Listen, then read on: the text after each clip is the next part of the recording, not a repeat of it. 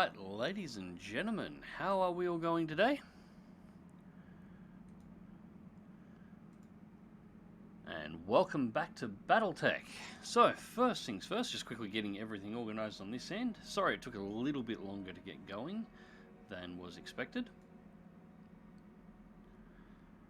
Alright, I think everything's ticking along this time.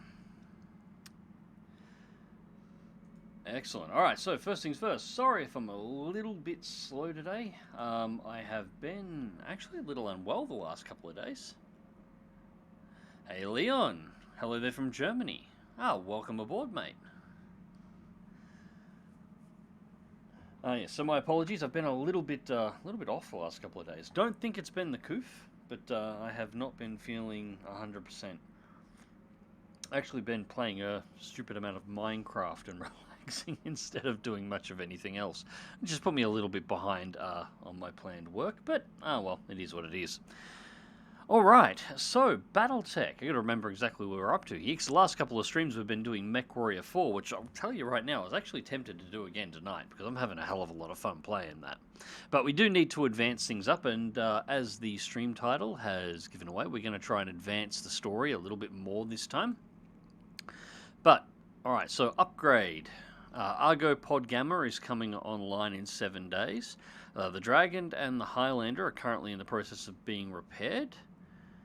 And we are traveling to Unplanned. Actually, Unplanned, I think we're going to have a mission there before we advance the storyline. I'm pretty sure that's not the next storyline. So I think we're shooting off somewhere before we left at the end of the last stream. And we've got a couple of mech warriors out. So before I do that, I've only down 2 mechs, which should be fine. Mech warriors. How are we going? So it's Shocker and Archangel that are down. Marvel's running low morale, which should clear by the time we arrive. This is only leaving us with 5 mech warriors total, including our main character. So we're actually running slightly low. I'm going to have to bring some more mech warriors online so we can rotate a little bit better. We'll have to do that this stream. Alright, so let's get the time advancing forward.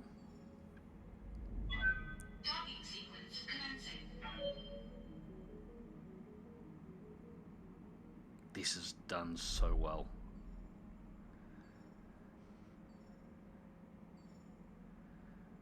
They really need to get a Battletech 2 up and running, or at least in development. At the moment there's nothing in development at all, but somebody's got to get this ticking along. Or a mech warrior, a mech commander rather. Exactly the same idea as this, but do it live action. Or real-time strategy, rather. Hey boss, we've just completed those upgrades.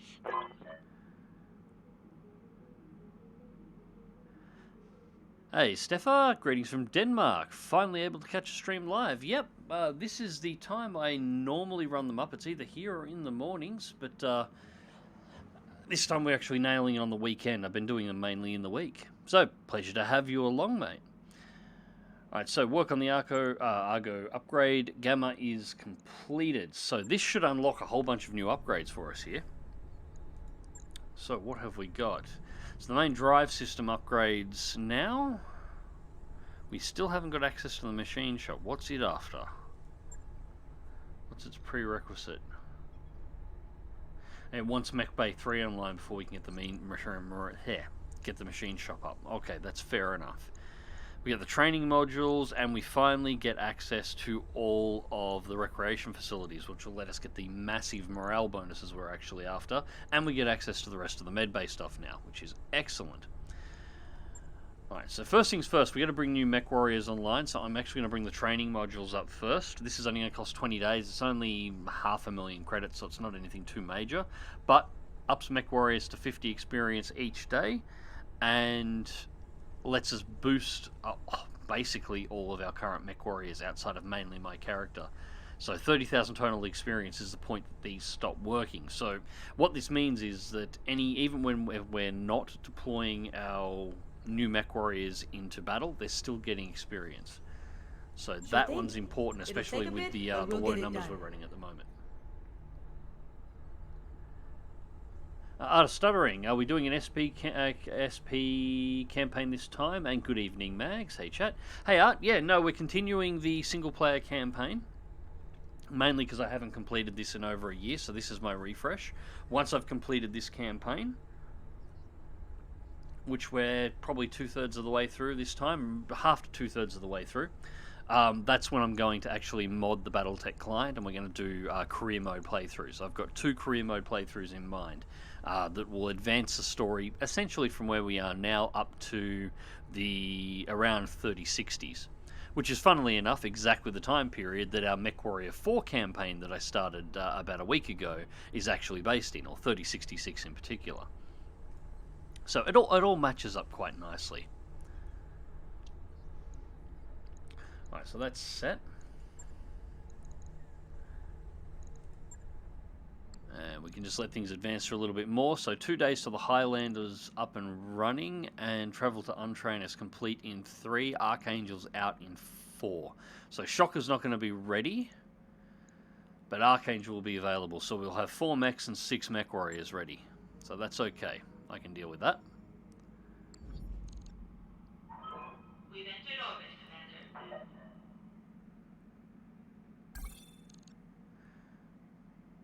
Alright, ready to proceed with the current contract? Not yet, because I need to update on exactly what this contract is. I'll give Archangel 1 more day. Looks like the Thunderbolt is still 3 days out, but that shouldn't be an issue. Actually, we'll wait. No, we'll wait for the Thunderbolt, just so it's there. Up that job you asked for, Commander. Cool.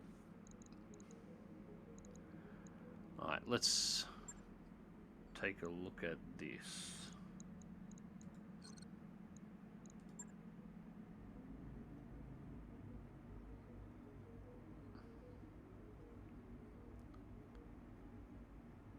Alright, arrive. Search denial, it's a battle. Ah, yes, that's right. The Star League technology for the Capellan Confederation. Okay, so I want to bring some decent mechs along. Once again, guys, sorry if I'm a little bit slow, but I am kind of recovering from a bit of a bout of something. I'm not sure what it was, but it knocked me around the last couple of days. Alright, so we've got the Archer, we've got the Marauder, which keeps getting fired. Now, the Marauder, that's an interesting one. I'm actually going to cycle the Marauder out as much as I kind of want to use it again. I found something else about it that I didn't actually realize had been implemented. It's not just the pod that it's got. Actually, no, we should... I should probably keep it. First things first. Actually, that's what we'll do. I'll go quickly check my mech warriors first and see if there's enough.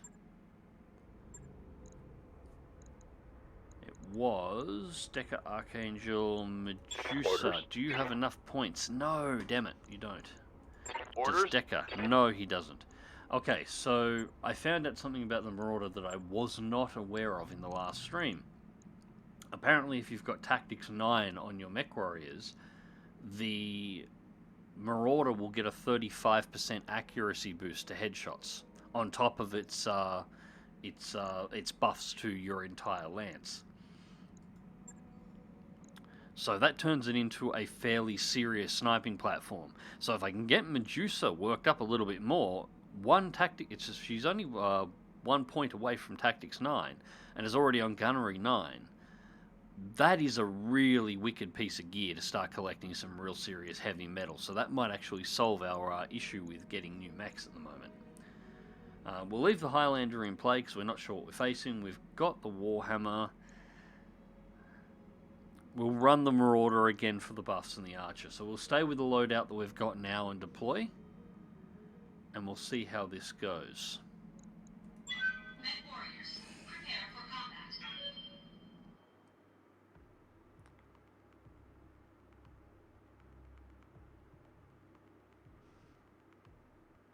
Lucky for you, it's gone. I'm running around with a torn muscle for months now. Ow. Yeah, those aren't good, especially if you damage something major. I've got a dicky knee. About, God, how many years ago would it be? It'd have to be 10 years ago, at least. Maybe a little bit more. I had a pretty serious car accident that resulted in me putting my right knee directly through the dashboard of my car, which did some internal damage inside of the knee that technically it can be fixed, but if they did fix it, I would basically need surgery once every 5 years to touch up the repair, which I don't really fancy the idea of all that much. So I have days where I can walk around, I can exercise, I can do weights and everything else, and the leg is perfectly fine. And then I get up some mornings and I'll take 2 steps and I'll hear my knee pop, and then I'll barely be able to walk for the next 2 days. And there is just nothing I can do about it. It's completely random. Doesn't seem to be anything that I do that can trigger it. Just some days it's perfectly fine. Some days the knee goes, no, not today. And that's it. It just drops me.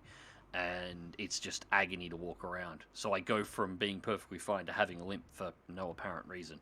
And that's just the way it is.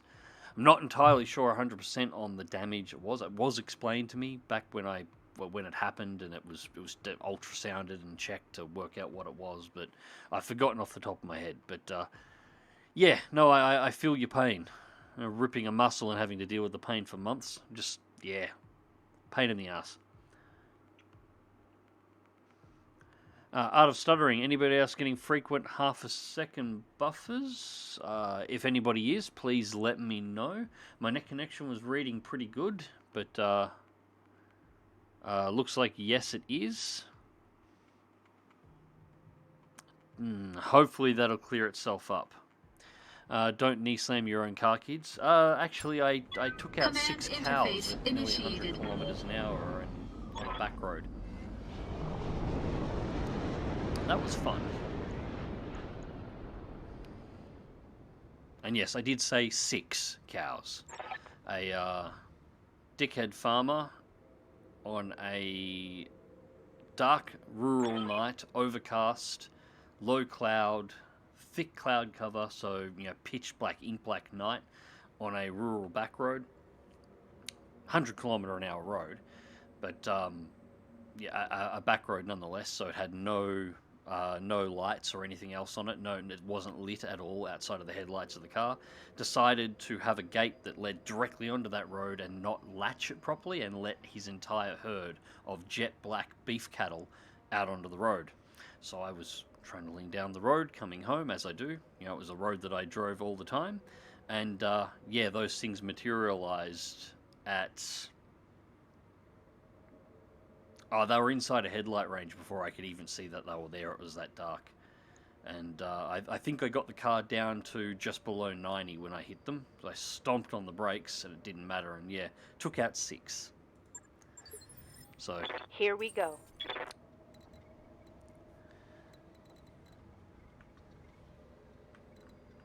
Did not do wonders for my Magna. Art of Stuttering, the buffering is manageable, Mag. Sorry to hear about the accident. That's terrible. This is 10 years ago now. This is just... The knee is the aftermath. The one that was funnier is the windshield of the car essentially exploded. I saved my eyes. I threw my hand up in front of myself, and that was all good. But glass shards embedded, obviously, through everywhere I didn't have covered with my arms and the underside of my arms. And they had to dig all of those out. But for about 3 years afterwards, every now and again, I'd get an itch in my head, and I'd go and scratch it, and I'd pop out a little micro shard of glass out of my head. For about 3 years, I still had little shards of glass coming out, because the window just detonated. There was nothing of it less. It wasn't like a little hole and some minor cracks or fractures. The entire thing micro sharded from one side of the car to the other. It just turned into glass flechettes inside of the car. It was... yeah. Now our target's going to be somewhere up around here.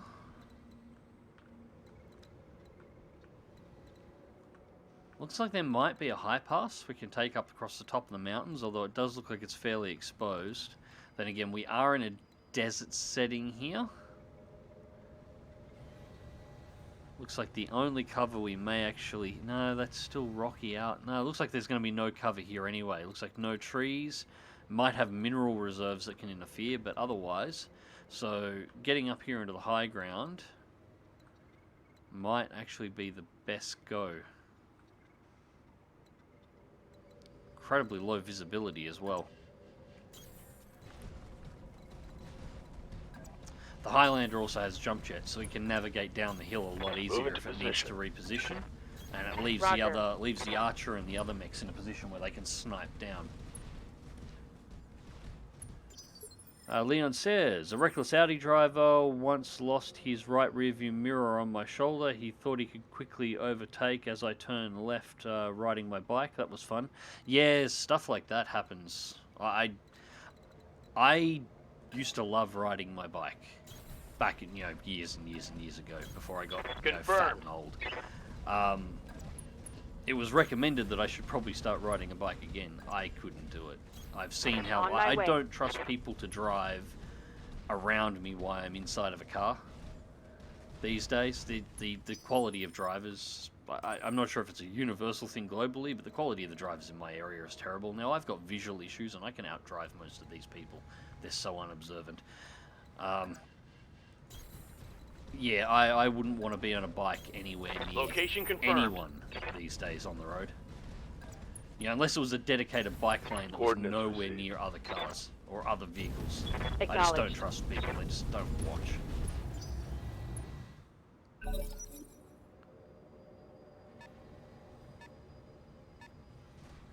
Now, that was a really lucky incident because he sent me flying. I landed on my back, but I put my jacket into my backpack, which serves as a perfect airbag. Yeah, that could have gone all sorts of bad.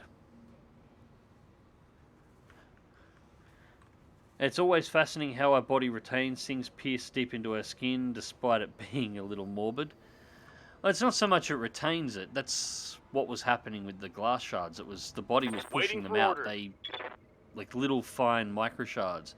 And I was told in the hospital that this would happen. They essentially buried down deep enough. They bounced off the top of my skull. And then it just took however many years for the body to work them back out and spit them out. And that was the little itches I was feeling it was hitting the underside of the nerves and getting into a position where they can get out. A little disgusting to think about, but like it's more amazing the fact that the body will try and get things like that out in the first place. It will work them out given enough time. Same as a simple splinter. Get a simple splinter in your hand. If you don't remove it, give it enough time, the body will pop it out all on its own. Alright, so I want to get the Warhammer. We got Vindicator down here, which I really don't care about. It's just something I'm going to have to deal with. There's a 65 tonner up here, so we might get the Warhammer as shirt front this thing.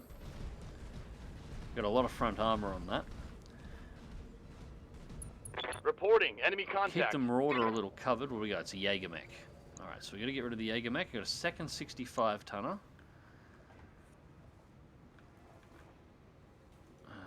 Decker doesn't have a direct line of sight on anything, but we can do a quick sensor lock. Find out what this third one is. I've got a sensor lock. And it's a K2 catapult. So we got double PPCs on the K2.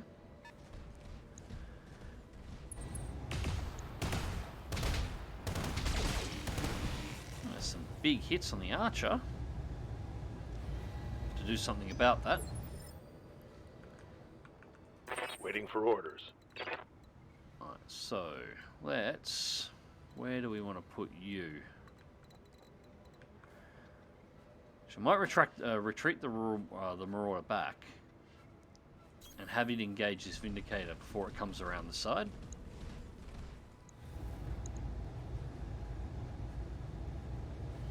That's going to put a lot of heat on. Let's drop the large laser off. We're just going to cycle the PPCs on this one. Acknowledged. And double miss. No choice. That's a shame.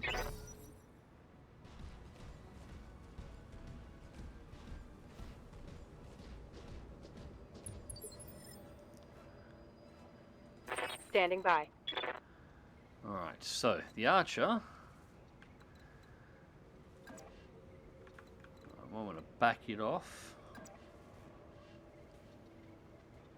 into the whirlwind here.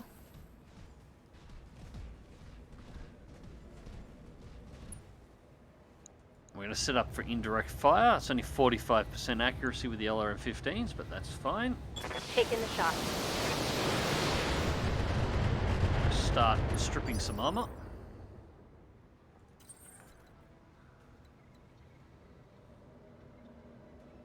And the big boy, where am I going to put you to do some damage? No real... There's a ridge line there that's just slightly covering the... just slightly blocking full line of sight. But that's alright. Gauze rifle off. We got a hell of a lot of cooling on this thing, so I can basically just dump everything. I just don't want to cycle the gauze rifle because we've only got 16 shots, and we don't have completely unblocked line of fire.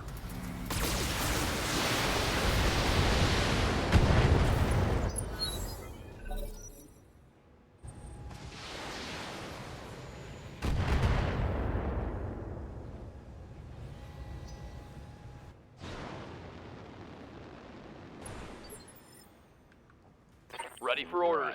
Right. So Vindy is coming up.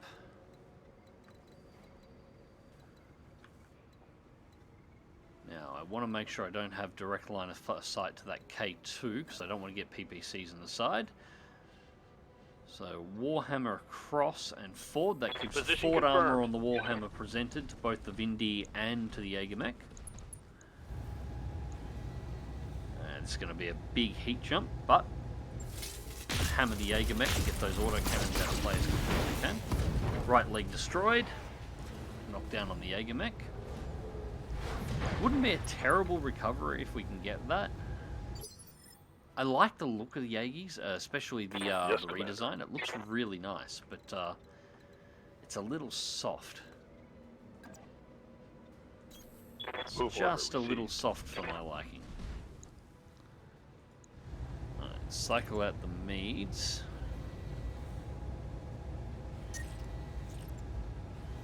Go for the large. Actually, if we keep only 45%. Because that's right, that medium lace has got an accuracy bonus, I think. Shot modifier +8, okay. Yeah, we'll cycle the large and 2 PPCs. And then we're going to have to cool the Marauder for a round. Got it.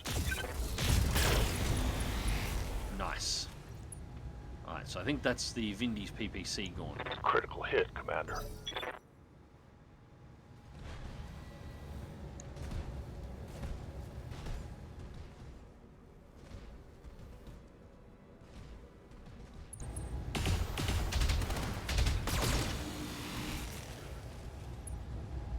It's alright, Warhammer took it.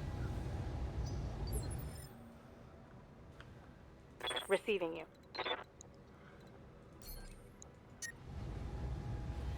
Alright, SRM4's off on this one, and we don't need to cycle all of those Meads. 55, 60, 50, no, we'll just cycle the LRMs again on the Archer, so we can keep doing what it does.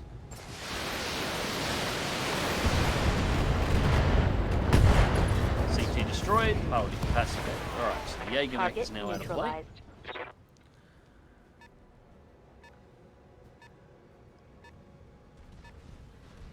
And here comes the K2.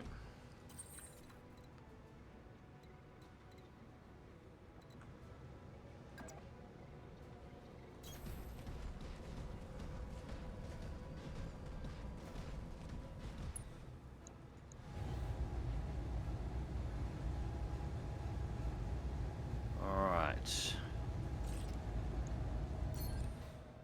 Precision strike. Let's go for a headshot, see if we can get it. I don't like our chances, but we'll give it a shot anyway.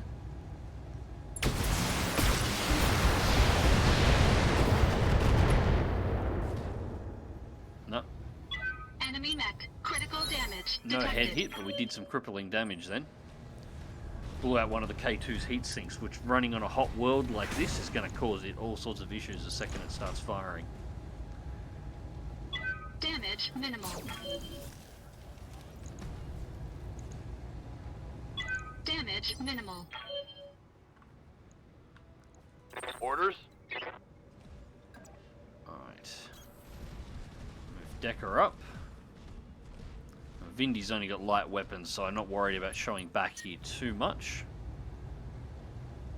Medium lasers cycled out on this one. I can get double PPC fire at the K2 without overheating. Then the Warhammer's got to go melee to cool down for a turn. Locked on target. Sorry, I will check chat again in a second, guys. Aye, aye. Now,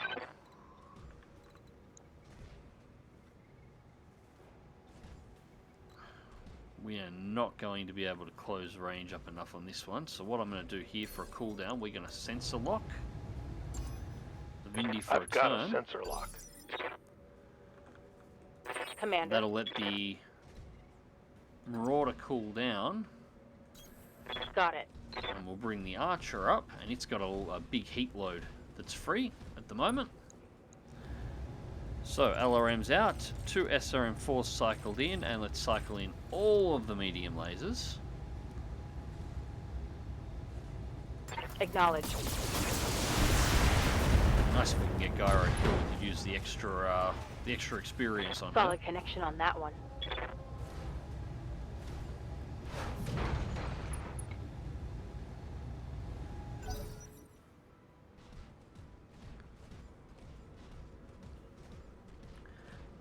Alright, Leon says, people say drives in Germany are the best, but everyone is still driving too damn fast in the city. Well, that's normal everywhere. I had to shoot down to the city in Melbourne the other day, and Minimal damage.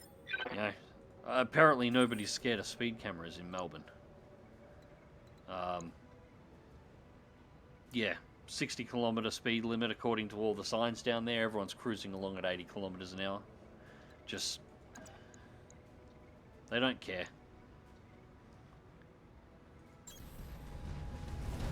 Engaging physical Come on, attack. finish it. Oh, come on. That should have crushed something. Just a heatsink. That's it? Enemy mech. Critical damage detected. Oh, that's disappointing. And actually, that was probably really stupid too, because the Commander? K2's now got a back shot. Alright, maybe that wasn't such a good idea. Alright, let's get into melee. Roger that. Putting my weight into it.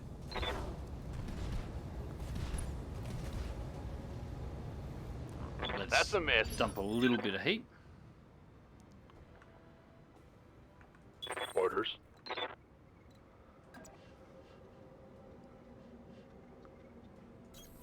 Position confirmed.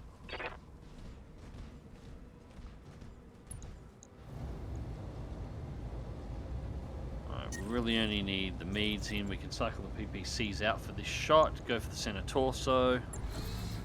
Kill the Vindy just to get rid of it, please. Thank you.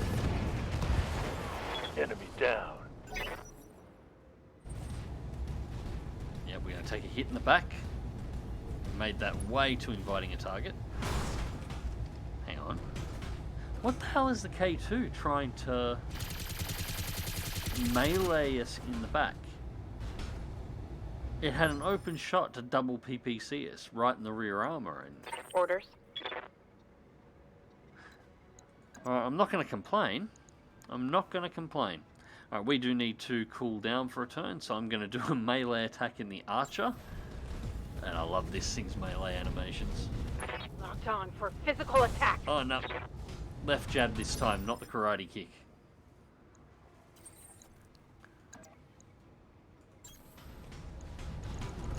Alright, let's brawl on. Engaging physical attack.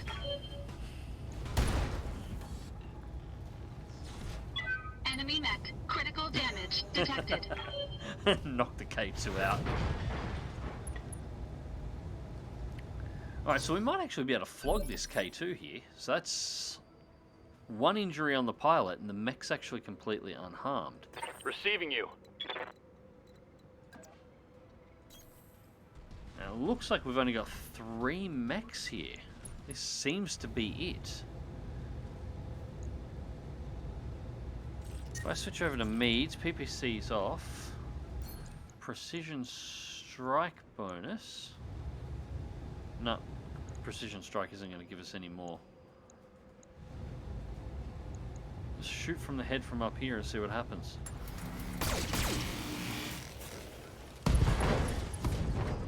Alright, pilot injured, we just blew the Solid left connection torso. on that one.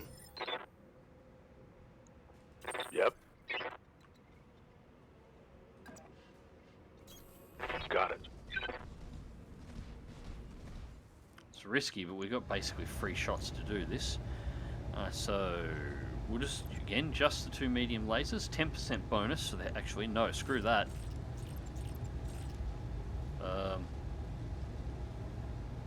Yep, we'll take the risk. Let's cycle everything but the PPC in.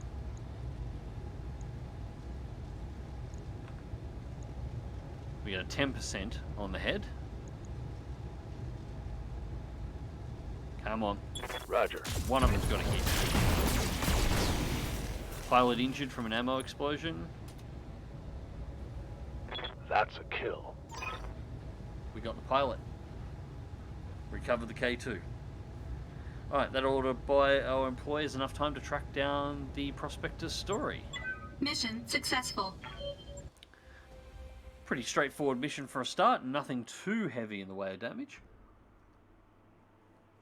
-6 for the local pirates, but I don't really care if they're happy or not, and +8 for the Capellans, so hopefully they'll give us some better deals soon enough, and access to some better missions, since we're so close to their space. Alright, so, we only had the one objective. Kind of disappointed there wasn't more mechs in that, actually, considering the amount of tonnage we brought in. No injuries on our side. 2 kills for Medusa. 1 kill for the Gyrojet and the Archer, which is good. That'll be at least a couple more points that we can spend on her. Oh, no, it looks like we did nuke the center torso. But we've got 2 or 3 on the K2, so we managed to recover the K2 regardless. Now, what else we got? AC, double plus AC-10. We will take that.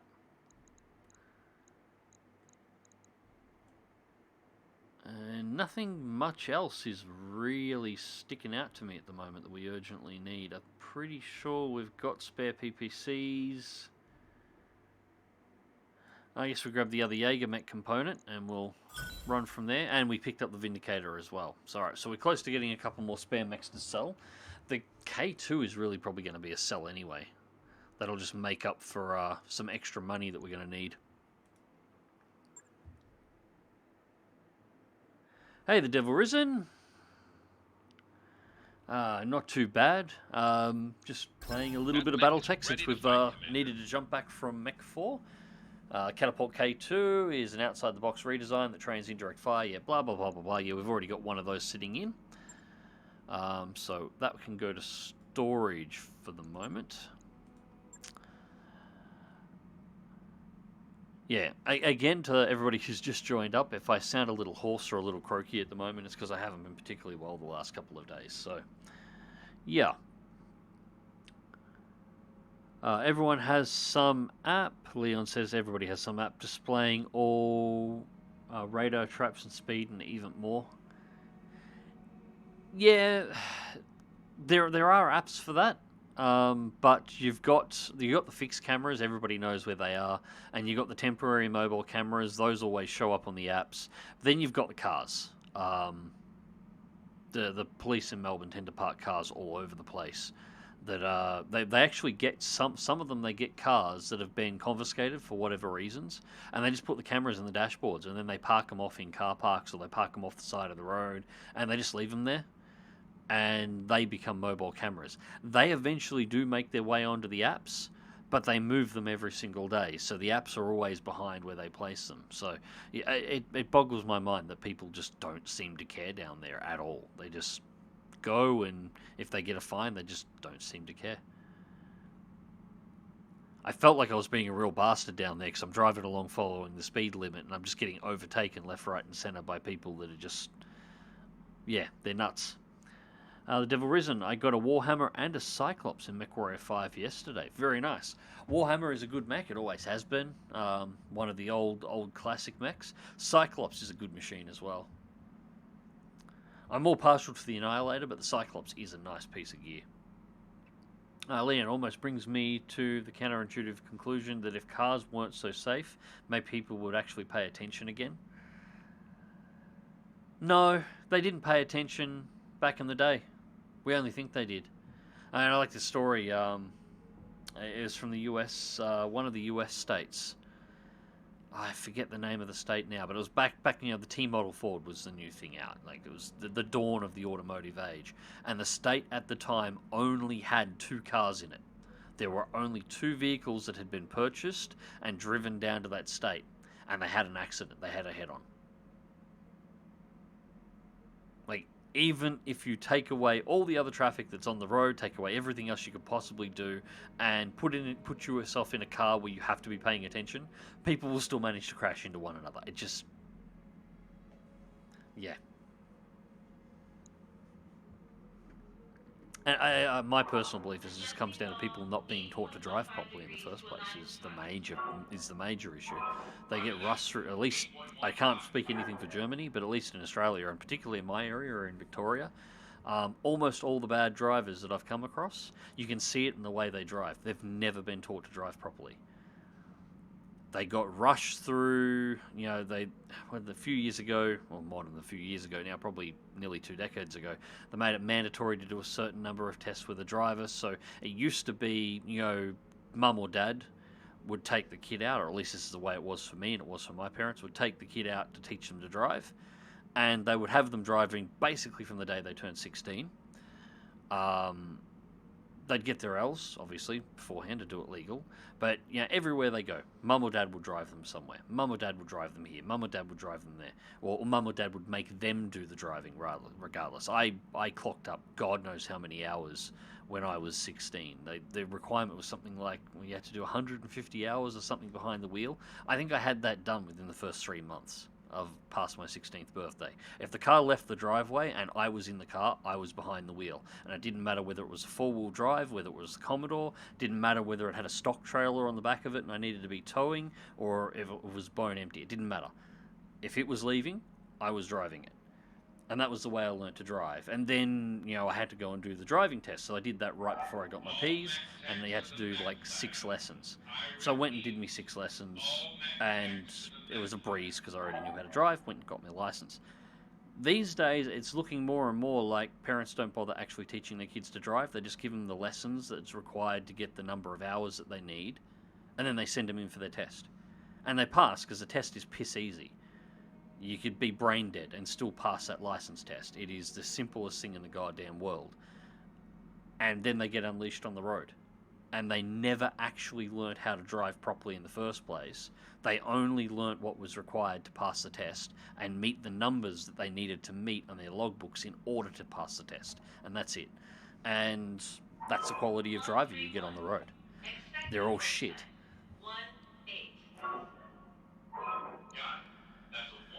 Oh, the Devil Risen, and down she goes. Yep, Disco S. Hey, chat, mods and mags. Hope everybody is well. Yeah, not too bad, as I said. Getting rid of this bug, but doing better.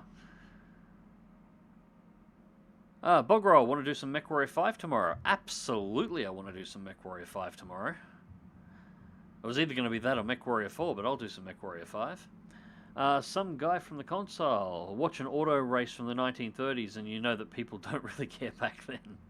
Watch videos of cars driving around New York City from like vintage files.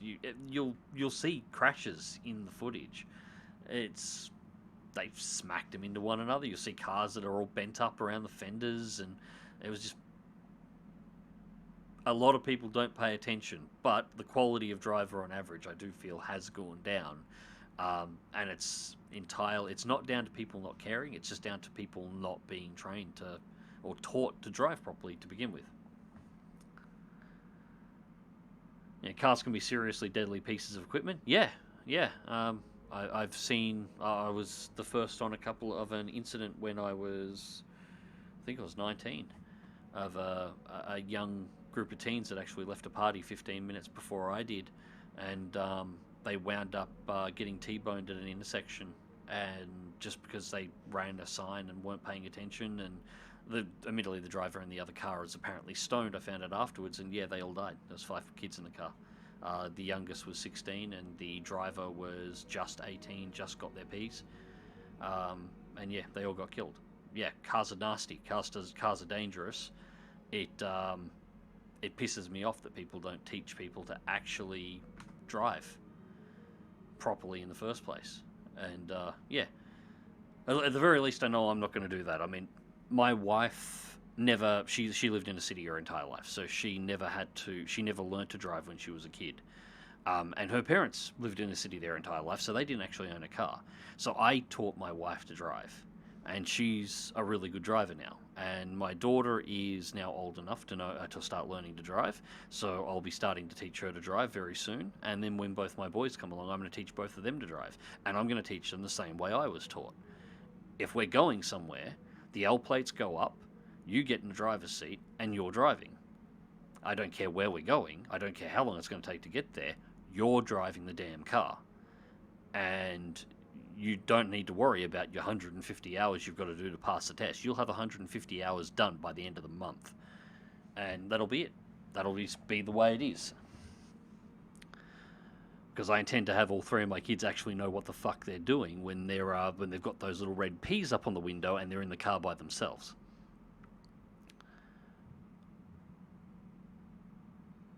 Leon, here it is in case you visit theory lessons and then you just do driving lessons until your instructor says you're good to go for the final test.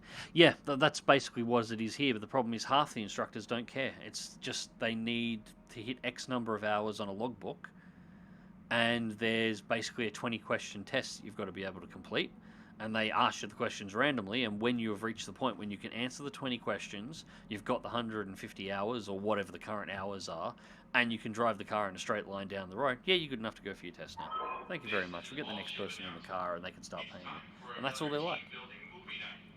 There's a couple of good instructors here and there that pop up, but for the most part, they don't give a shit. It's just pushing numbers. They're paid to make the kids pass the test. That's all they have to do, and that's all they do. I paid £2,000 for my license, and it took me 1.5 years. Expensive. That's really expensive.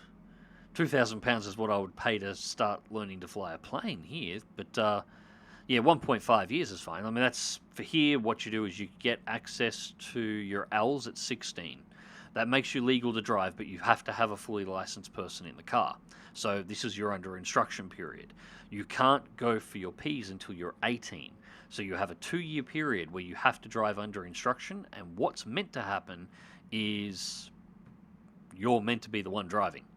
Or the learner is meant to be the one driving everywhere and getting as many hours as they possibly can.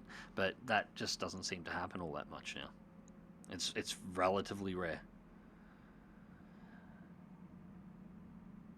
The Devil Risen. If I don't drive properly, I end up hurting my dad because of his issues due to the titanium rods in his back. Also, even if you have the safest driver, you still can't stop the fuck with the 4x4 putting their tow bar into your driver's door. Yeah, no, absolutely. It's why I like my Lancer. It's a little rally car. It's actually really good at dodging around shit. The number of people that I've had to dodge out of the way from that would have taken me out if I didn't. And it's why my missus is probably going to wind up with a 4-wheel drive soon enough, because she does both has a cleaning business and she works with wildlife, doing wildlife shows with Australian native animals. And one of the things I'm thinking about doing with her 4-wheel drive is actually fully barring it out, including the external bars that are usually used on outback hunting rigs. So the entire thing has an external roll cage around the outside. Those are actually legal to have. Between that and then putting a massive steel bull bar on the front of the car, I might actually build a machine that if somebody bumps into, I don't really care so much, because they'll write themselves off trying to scratch my paint. I'm thinking that might be the machine I put together. I've already started looking into it. A little expensive to set up, but it would look really impressive for the wildlife shows, showing up in a rig that is basically looks like it's geared for the outback. But that steel, even if it's all there more for show for the show, so to say, it's still steel, and it's still on the outside of the car. I'm thinking that might be the go. Because I do get concerned sometimes. Especially when the missus is travelling distances.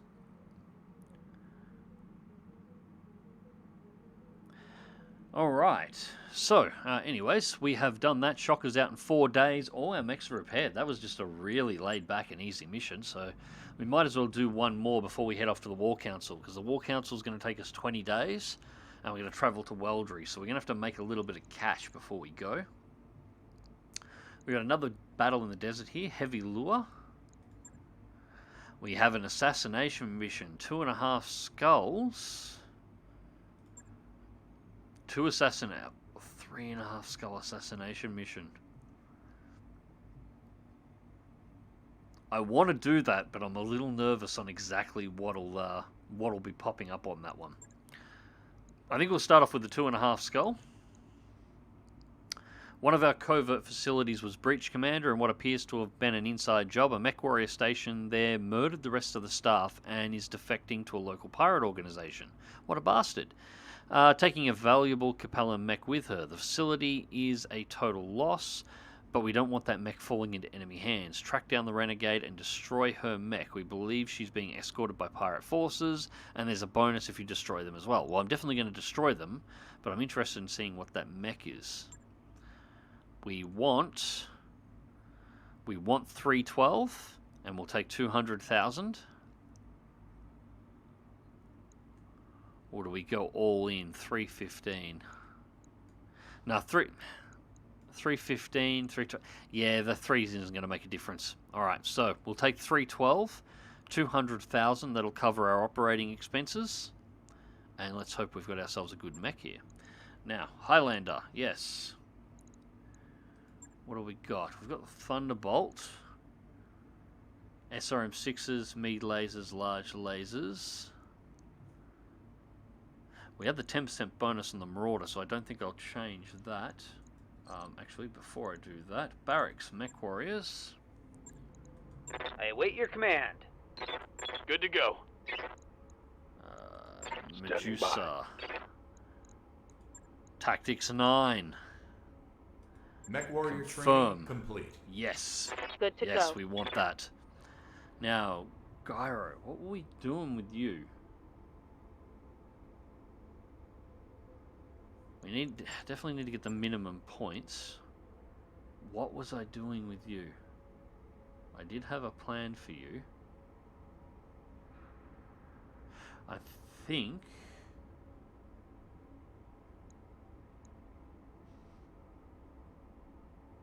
Shocker was being turned into a backup for my main character for Hunter. I think Gyro was being turned into a backup for Decker, so we're going to want pick up sensor lock, and we're going to want piloting. So that gets our first 2 skills down, and then we're going to push up for the tactics line and the gunnery line. Yeah, so Gyrojet is our backup for Decker. Yes, complete that training. Commander. Okay, so we have 2 down, and What? Marvel No. is still Yes, Commander. fine. Okay, cool. Let's go back to contracts. We'll have to reselect that contract. We should have done that one a little bit better, but that's fine. We know what we're setting. 312, 201. Alright, and now we have Medusa in with Tactics 9. So, if what I've been told is correct, which I suspect it is since we had a 10% bonus on the last one, that Marauder should now have a 30% bonus when it comes to doing headshots, which is going to be really, really useful. Warhammer. Yeah, we'll stick with the Warhammer because we're not entirely sure what we're facing. So we'll go for the 75 tons. I'm not pulling the Highlander out for any reason, and the Archer is just a good all-round mech, so I think we're going to leave that lineup exactly as it is. The only difference with this one is I'm going to pull Archer out. Pull Archer out. Leave Archer in, pull Gyrojet out, and we're going to put Archangel in because I want the extra gunnery skills. As much having the new pilot being trained is good, I want the extra gunnery skills on this Archer at the moment because we might need some finer shooting. Because hopefully we're coming out with another mech in this one. Mech warriors, prepare for combat. Hey, Mozza, how's it going? I tried driving in Adelaide with Adelaide drivers. Dumb cunts can't merge. Hey, story in my area. I'm amazed half the time if they remember that they've got indicators.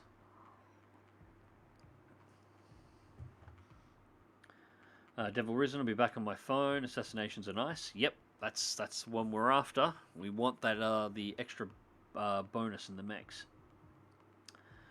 Leon, I wish cars had such safety features like modern airliners, which simply refuse certain inputs from the pilot if the plane knows it will crash. I'm glad they don't. That's actually it's a harsh reality when driving a car. It's not just knowing how to drive. If you ever do any kind of defensive driving courses, one of the things you're going to learn in there is it is also recommended that you know how to crash. Because there is likely going to be a point at some time. You might get really lucky and there's not, but there is likely going to be a point at some time when you're going to have an accident. And there's a couple of choices that you get to make in a very short period of time. And it's how you're going to have the accident. And there are good and bad choices that you can make. The simple one that most people from the States, most of my viewers from the States, but this is common for kangaroos as well, but I know it works with your the deer and stuff in the more Midwest and northern parts of the US. Actually, probably fairly common in parts of Germany and Europe as well. Don't swerve off the road.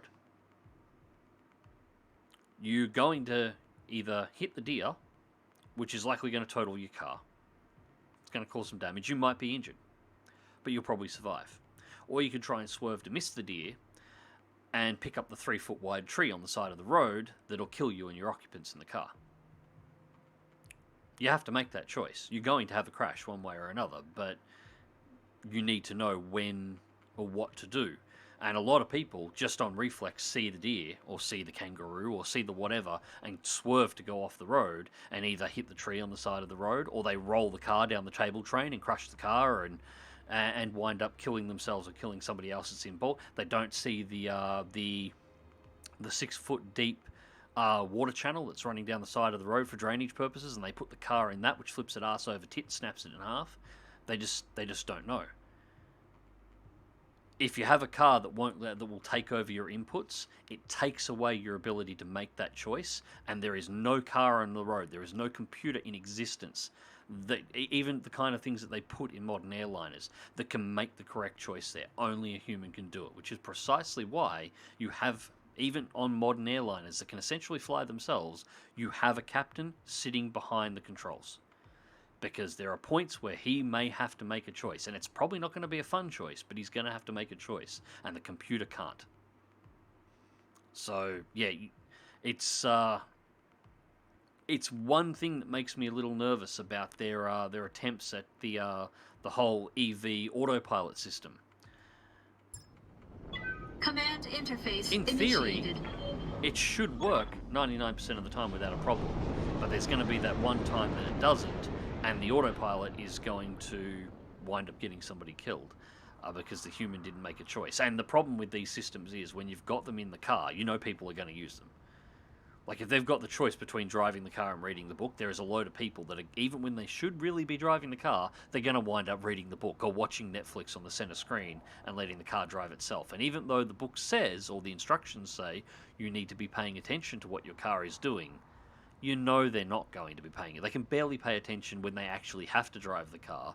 The second there's an autopilot system that's in play that's driving for them, they're not. It doesn't matter what the instructions are or what the rules are that they're supposed to pay attention, they're not. They're gonna let the car make the choice.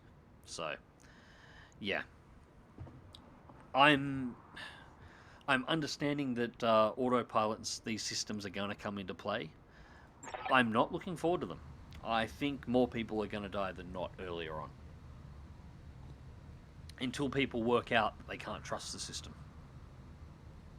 They can let it do its job, but you can never trust it. You've got to watch what it's doing. Alright, so the mech is in that facility in the middle of the lake. Okay, y'all. That Stay frosty. is actually an interesting position because that facility is completely surrounded by water, which means we get cooling bonuses everywhere there.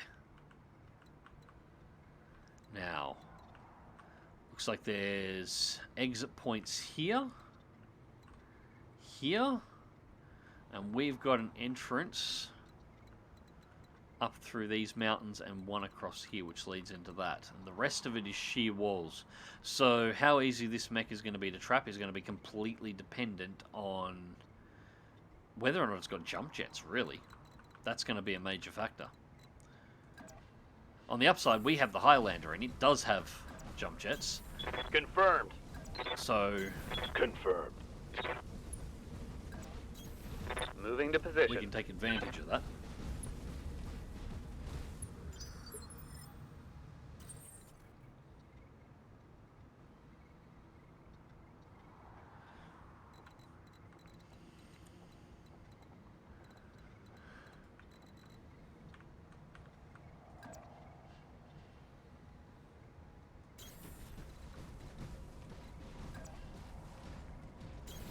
On the move. On it. Bandit.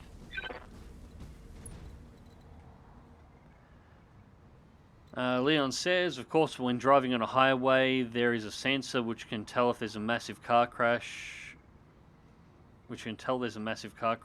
Inevitable because the driver is clearly not paying attention. Like you're thinking about something like an auto braking sensor. Those I have less of a problem with, because the only thing they do is if they detect that you haven't hit the brakes and there is a sufficiently large object to cause an incident, they apply braking force. I'm less concerned with those being in cars because the only input they have control of is the system, is the braking system. So the worst that can happen is they slow you down too fast and you might get hit up the bum with something. Hopefully, well, if the person behind you is doing the right thing, he shouldn't be tailgating you, and he should be able to brake quickly enough and it shouldn't be a problem. Ready for Those orders. I can see as being useful. I don't like the idea of the car taking control of the steering wheel, though. That's where I run into issues. Controlling the brake, fine. If an auto braking sensor for lazy driver not paying enough attention to stop the car, that's okay. I can deal with that. Affirmative. The second the wheel starts turning and I'm not giving it inputs, that's a no from me.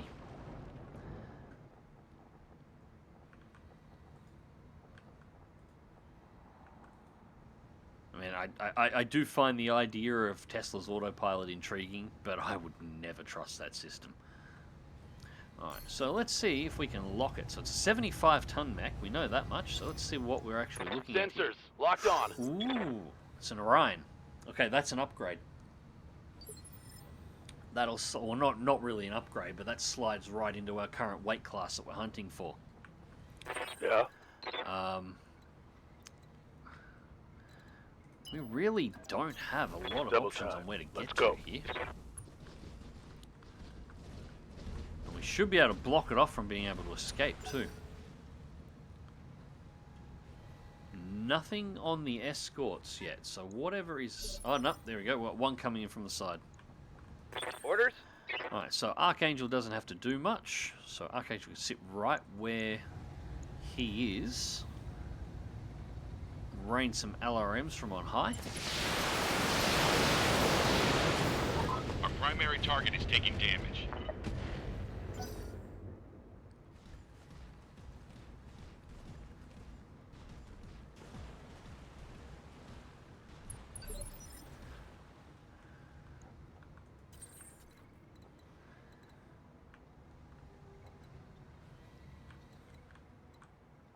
What is that? It's a 50-ton or whatever's coming down from the side.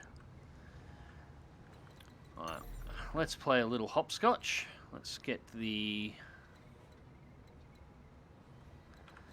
How far can we get just on a sprint? We don't need to worry about the heat. We'll just do a sprint. The Orions are going to try and run that way, I reckon. We can block off this side with the Warhammer, and we really need the Marauder to get into position.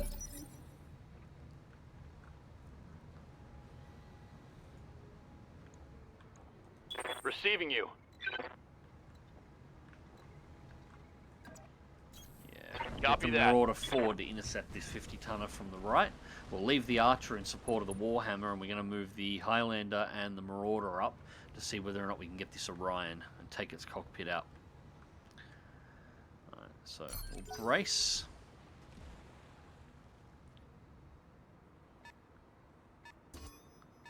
I've been sensor locked. Yep.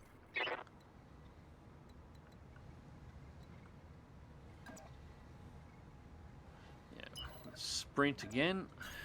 Copy that.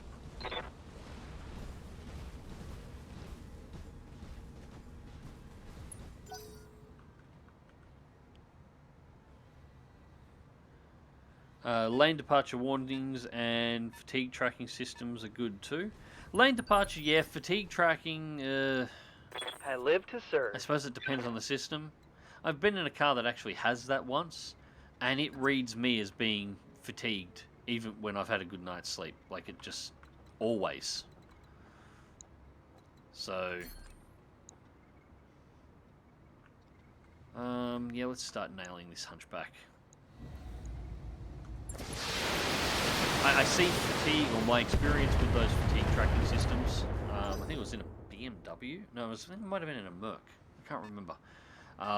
My experience with them so far is they're kind of like voice dictation software.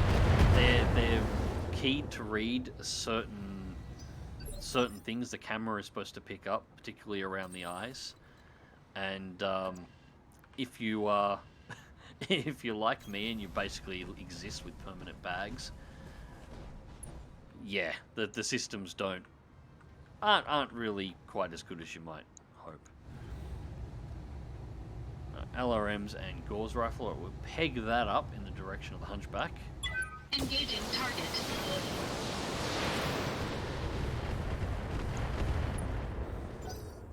Just to shake it up a little bit.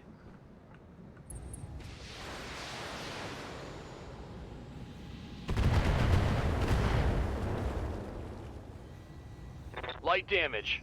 Holding firm. But the other thing to consider, Leon, is cost. I mean, these safety features are ridiculously expensive. All the automation features What's up, boss? in something like, say, a Tesla, for example, they're really cool. But there's a reason why, I'm not sure the translation over to Euro, but in Australia, there's a reason why a mid-range Tesla is a $100,000 car. If you want one of the higher performance ones, you know, you have the choice, like the Plaid that they've released, or they're going to release. I'm not sure what the status on it is at the moment, but which is their top end. It's still just a sedan, but it's their top end sports sedan in the Tesla range. I could buy that, or I could buy a new Lamborghini. They're the same cost. That's what all those features actually cost in the long run. You can't really buy a Tesla of any kind, or really anything that has any of those automated features, even if you go for like BMW, Merc, whatever that actually has them equipped. They're all asking about minimum $80,000, usually over 100,000 Australian. So you're looking at six-figure cars. Well, most people can't afford it. They're just too expensive. And that's why you don't see them on cheaper cars, because if every single car in the world was worth $100,000, most people just wouldn't be able to drive. You wouldn't be able to afford it. Most people can't afford a $30,000 or $40,000 car. Yeah, it'll be just buy old second-hand vehicles all the time and cycle them until they, you know, can't drive anymore. Cheaper to buy a Cessna. Yeah, well, actually, this is a point. For the price of a base model Tesla in Australia, I could buy two Jabiroos, which are essentially Australian-made Cessnas. They go for about $40,000 for a late model one. So you buy two light personal aircraft that'll seat 5 for the cost of a single base model Tesla. Forget about a top-end model. Top-end model, I'll buy something really flash.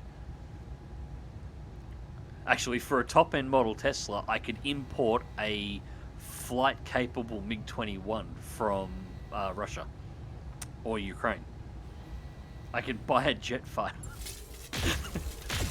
that had time on its wings. I don't know whether I'm going to fly it or not, but I could do it.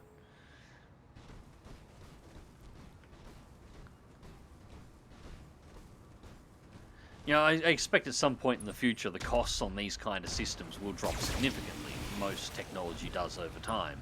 It's just a question of how long. But this technology I has can't been take sort much of more of this. popping up for the last 10 years. Autopilot's newer, but some of these automated safety features. And it took about 30 years for airbags to become common between them first being rolled out in high-end vehicles to them being essentially a standard piece of kit in every single new car. So we've probably got another somewhere between 10 and 20 years left to go before these actually show up in vehicles at an affordable cost. And that's how the technology works. Well, that's how it's rolled out. I've been sensor locked. Something I don't like about Tesla is that they might be moving towards a subscription model for features. You don't pay that year, you don't get feature X. Yeah, that's crap. I can't stand that ready. shit. I don't hate Teslas as a vehicle, and I don't hate EVs as a concept. I do hate some of the shit the automotive industry is starting to try and pull at the moment when it comes to, oh no, you got to have a subscription service for your features. No, get fucked. I buy your car, I get the features that are in it, and if you're not going to give me the features that are in it, I just don't buy your car. Simple as that. You know, I actually really like old cars, and I'm by no means the greatest mechanic, but I have rebuilt an engine before. I do have some idea.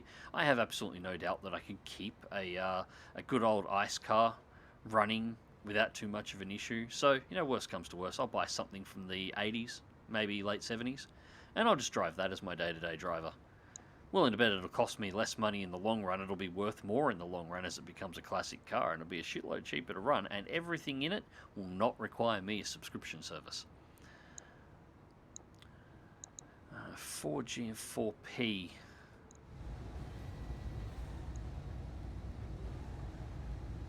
Yeah, I'll give that hunchback the beans with everything. I want to get that AC-20 out of play.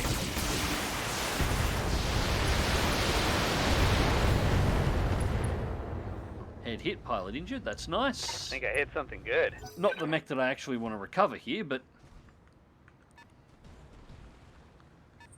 yeah, that Orion's trying to run.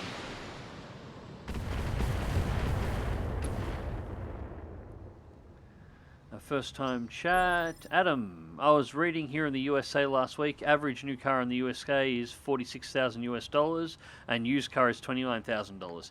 Yeah, the prices have gone up. This is a COVID-related, well, no, yes and no. It's related to exactly the same problem that the graphics cards are having when it comes to silicon at the moment. Modern cards have a lot of computers in them, and they require exactly the same silicon that goes into your CPUs and same silicon that goes into your graphics cards, and that's getting really hard to find. So car manufacturing is down, and has been down for a couple of years now. They're not producing as many vehicles as they really need to at this point to meet demand. Initially, if you look during the first, like 2020 period for the lockdowns and for the whole COVID thing, car sales went up and car prices didn't change. I actually bought my Lancer in this period. I picked up a damn near brand new Lancer for next to bugger all.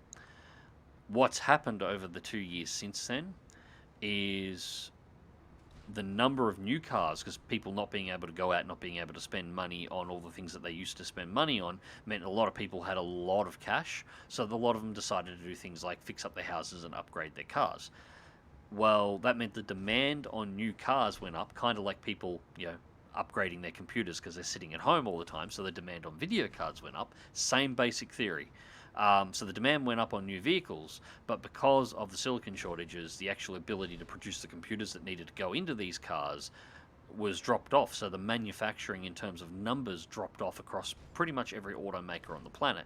So the supply went down, the demand went up, new cars...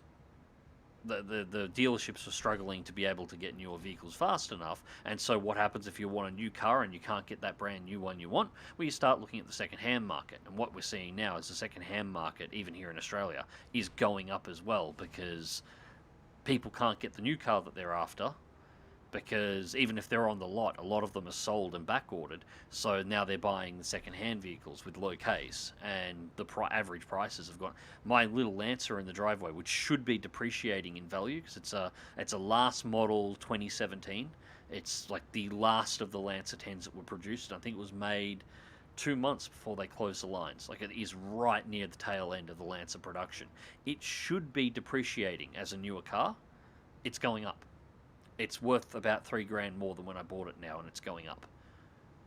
Just because of the way the market's going at the moment.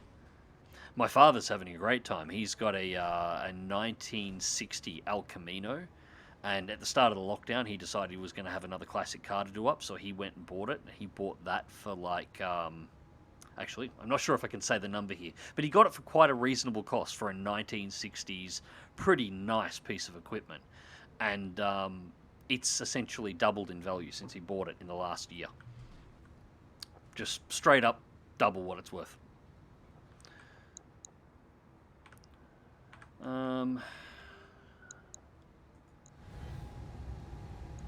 See if we can pop this Hunchback. We really need this thing out of play. Engaging. The Marauder's still going around trying to get to the... that was a straight hit on the center with the Gauss rifle there.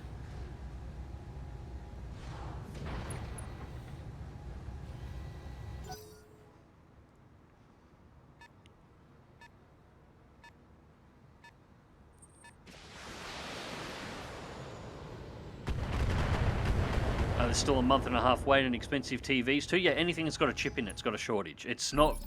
We noticed the graphics cards straight away because they eat a lot of silicon, and there was a lot of demand being, 2020 being the new chip releases for the 30 series video cards. AMD had all of its new CPUs and its cards in as well. So as gamers, we noticed that really quickly. But Acknowledged. every TV is a smart TV now. They've all got chips in them. All your cars have chips in them. It's... I copy. There we go. CT destroyed. AC-20 is out of commission. One less anything. target. Smartwatches. There's shortages of those at the moment. In some brands. Some are actually not having too much of an issue, but it's because their sales have dropped off. Some of the companies, you can actually see exactly how well their sales were doing over this. A lot of people Internal noted that structure Apple damage. didn't seem to be having too much of an issue getting smartphones out over 2020 and 21, and they use silicon as well. Why were they not having issues out? It's because nobody was buying them. They released a new phone and it didn't sell, so they had massive warehouses full of this phone, and they just cycled out the old product. They didn't need to manufacture new ones. They would never had high enough sales to do it in the first place. We have more 45-ton and we've got 60-ton vehicles, so I don't really want to play that game. And yeah, we're going to go around the side. I'm going to have to get the Highlander over there now. We've only got one Hunchback coming down from the side, so we should be fine.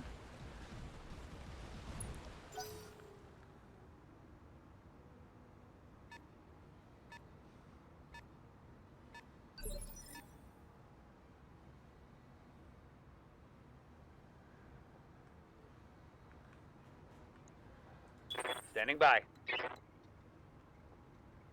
Alright. The Archer needs to cool off for a turn, and it's actually not in a really good spot for it. I might actually just sprint the Archer down here. And just get it down into the water.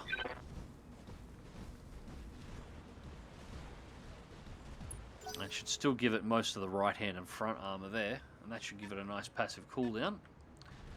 Alright, here it comes.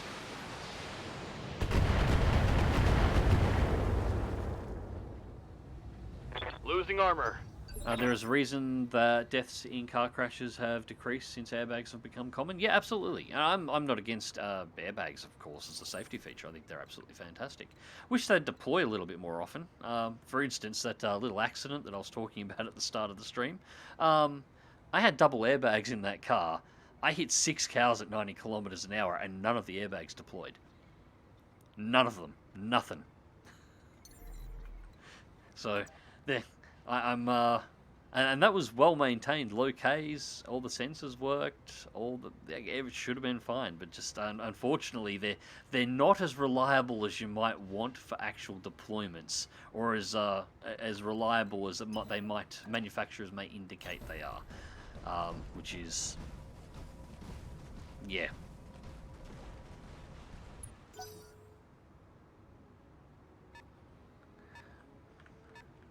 But when they do work, they do the right jobs. You don't want them deploying in like a little 20, 30, 40 kilometer an hour fender bender, but if you have a big smash, yeah, they can be the difference between, living and not. Orders? Like, they might break your nose. That's a fairly common thing that can happen with them, but it's better than that than the alternative. Affirmative.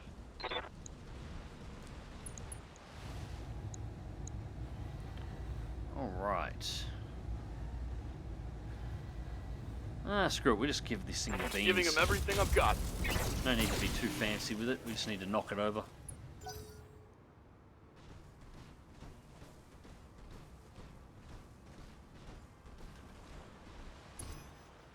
They've got a sensor lock on me.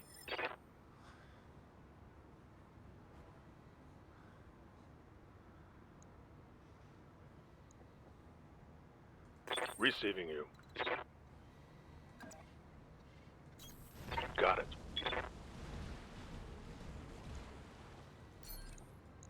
Alright, 33% to the head. Come on, baby, Daddy wants a new Orion.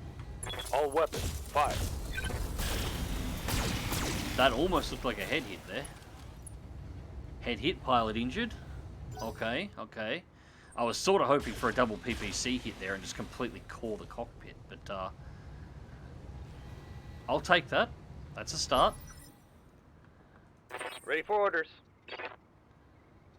Alright, so the Archer has chilled a little. We'll Onward. advance it up and just smash the Hunchback in the face. I need to get these two around so they can give supporting. What have we got? I need to cycle stuff. We get the LRMs out here. Yep, and that drops us down below the heat threshold.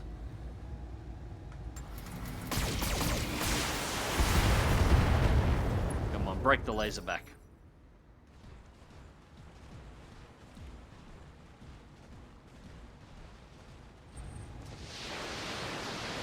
That Orion is still really obsessed with hitting Decker and the Warhammer there. It's just been shot in the face by a Marauder at point blank range, and it's still intent on lobbing LRMs across the base to hit the Warhammer. Methinks maybe slightly target fixated.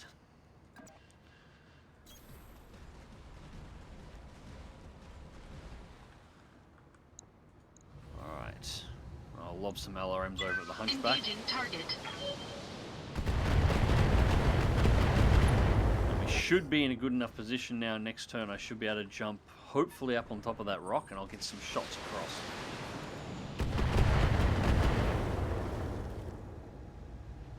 That shot went internal. Our target is bugging out. Stop it before it gets away.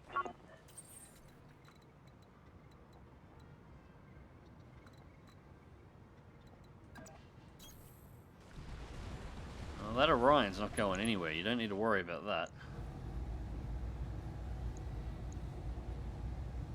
Acknowledged.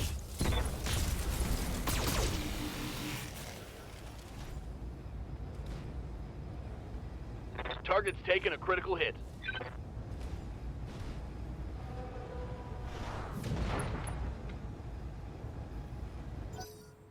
Alright.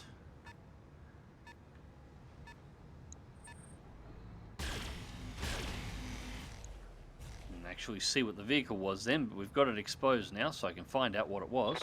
Stop. You're just G'day, embarrassing Vox. yourself. How's it going, mate? That's a Manticore. Okay. What do you need? Alright, so, Medusa.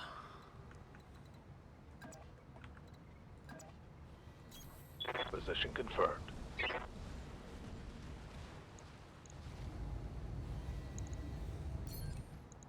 Precision strike. We've only got the back. And the Orion's not going to show its face now, is it?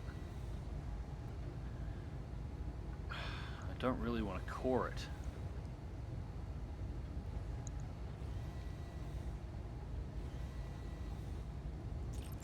I'm just going to cycle the Mead lasers on its rear armor.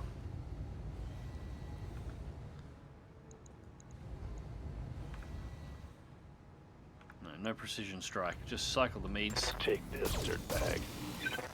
Need you to turn around, arsehole.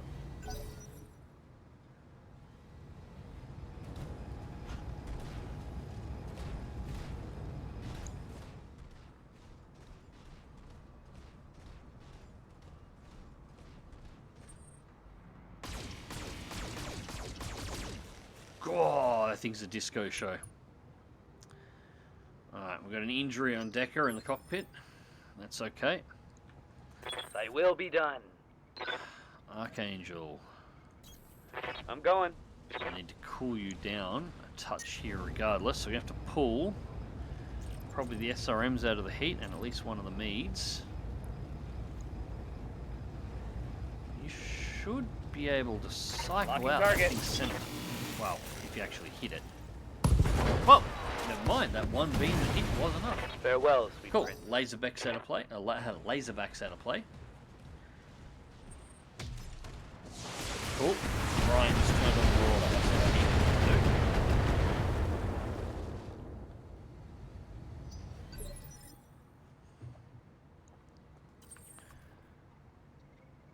Now, let's get a jump. Now, we're not going to be able to direct Engaging line of jump sight jets. the Orion, because it just keeps hiding from the Highlander. But we can get shots on the Blackjack. Which one would be more important? I think we really need to take out the Manacle first. SRM6, PPCs, medium lasers. It's actually almost more dangerous than the Blackjack, so.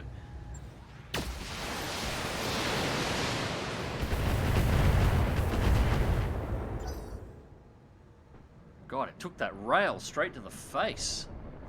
Tough little bastard tank.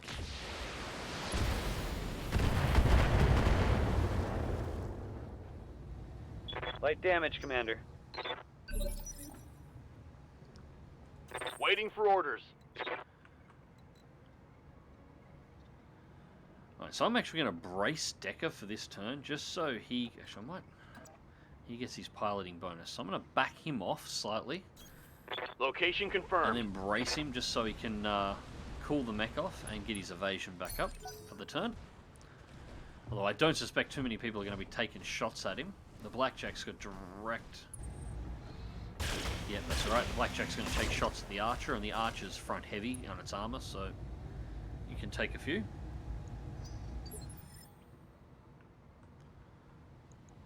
Waiting for orders. Alright.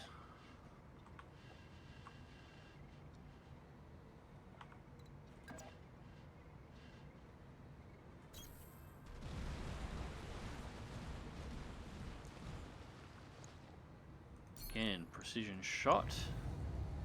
Head. And give him everything. Come on. All Kill the weapons pilot. Fire.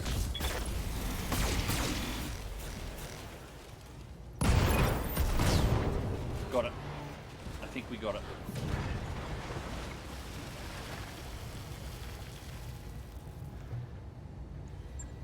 I'm reasonably sure that was a straight cockpit, straight destruction of the cockpit. So that's all three parts of I'm the mech receiving in you. one hit. So now we just want to get our bonus, which means we just need to destroy the vehicle up here and the Blackjack, and we're done, because we've already got rid of the Hunchbacks.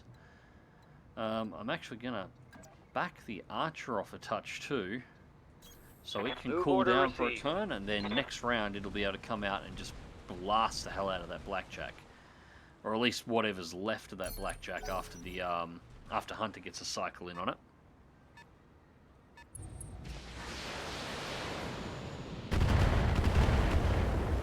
Although I'm glad the Archer's taking the shots now rather than Armor the Warhammer. breach. The Warhammer was Internal taking some damage. pretty big hits before, so its armor's a little tatty.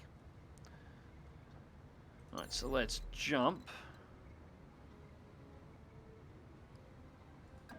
on top of the building here. Engaging jump jets.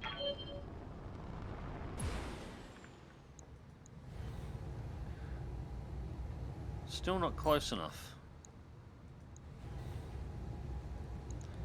Center torso, LRMs, Gauze rifle.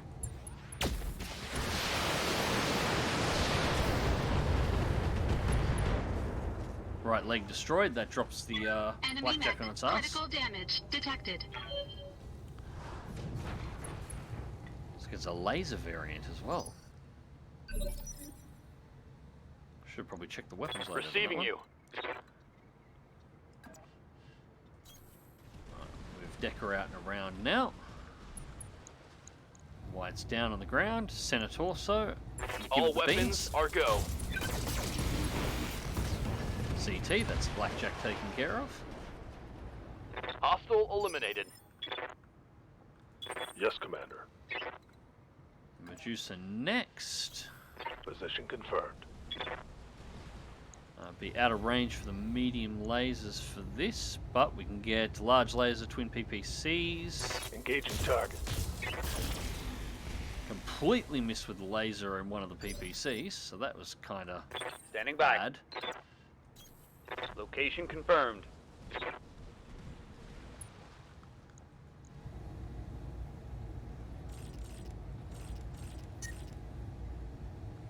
Yeah, and this is a side shot, so we want this. That should be a kill. There it goes. Vehicle destroyed. That should be completion of the mission. There's one for the... Done. Mission successful. Okay, so we did get a pilot injury in there and some light damage we're probably going to have to sort out, but I don't think we lost anything major. Should be a simple matter of cycling pilots. Alright, destroy the Renegade and escape. Success. Destroy enemy escort. Success. Contract payment increased by 25%, so 251,000. Should be enough to cover our expenses. Plus 8 with the Capellan Confederation, so we're about to get there, get really happy with them. Alright, so the Warhammer and the Archer are the ones who tanked most of the damage, which is what they were meant to do that round. And yeah, no major concern, no major losses. No internal losses there either, so just some minor structure and some armor replacement is all that needs to be done. And here's the important part. We did. We sniped the cockpit out. 1, 2, 3. We now have an Orion. Thank you very much for playing. AC-20, LRM-15, couple of mead lasers, couple of smalls, and some heat sinks. So nothing too important with the rest of it there, but we just walked away with an intact Orion. So we need to shuffle our mech bay a little.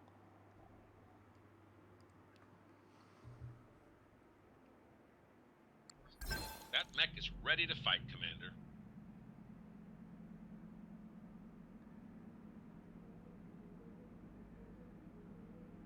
It looks like this casual discussion has spawned up a major discussion for for the elements of car safety and their merits.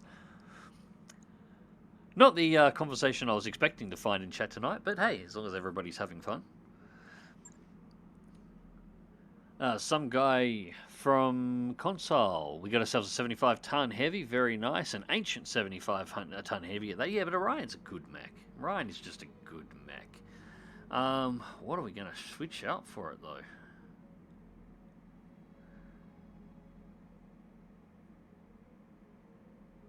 You know what? Given the option, we got the option of the K2 or bring out an Orion. Actually, even our secondary lance is looking pretty heavy now. We might cycle out the Crab. We've barely used it. Our upgrades have been coming through quite nicely. Yeah, we'll send this one to storage and put the Orion in there.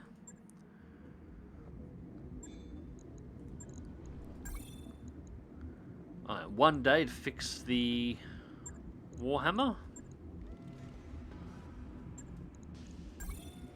And 1 day, and only 900 C-bills to fix the Archer. Nice. Alright, and we took it clean enough, we actually got all the internals for this one as well.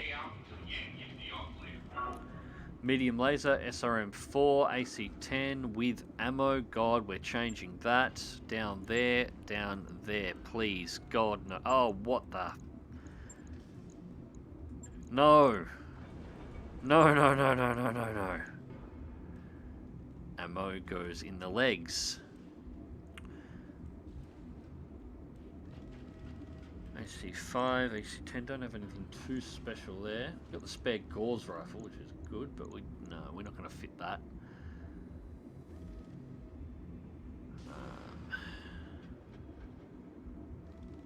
I'd really like to heavy up the armor on the front of this thing, but I haven't really got the tonnage of that pulling stuff.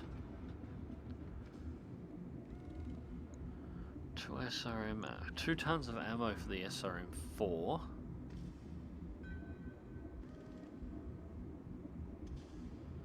That arm. Single LRM-15. You know what? LRM ammo out. Let's pull the LRM out of this thing as well.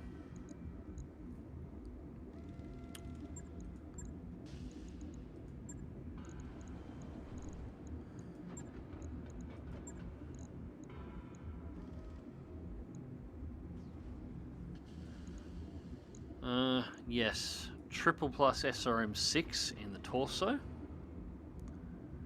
We'll keep the SRM4 in that arm. Keep the medium lasers and keep the AC10.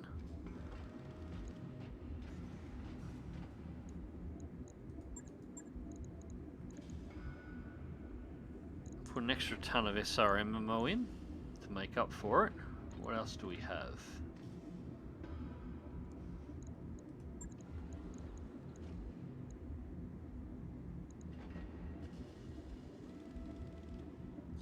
Tons. We don't really have enough for that, but what I can do now, max armor, essentially turn this thing into a brick. We'll pull some out of the rear, just so we can max out the arms. Where is our off? There.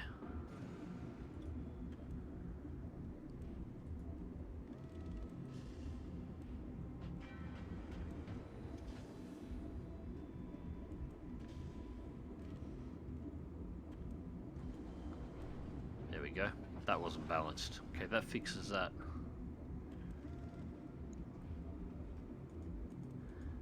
Should probably go down to 60 for rear armor on it, 80 for center, 60, and now I can pump the legs.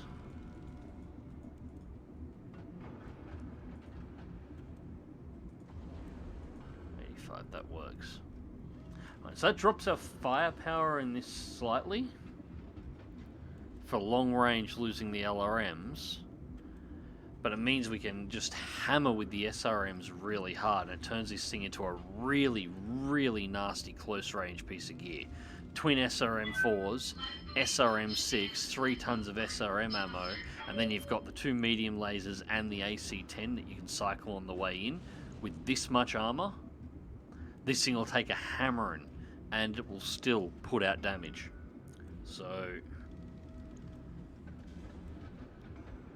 we will go with that, and it'll only take us 3 days to set up. I think we should be fine with just 3 tons of ammo. Yep. On it. That'll be fine. I'll let you know when that's done. Okay, so it should be about a week, and the Orion will be ready to rock and roll.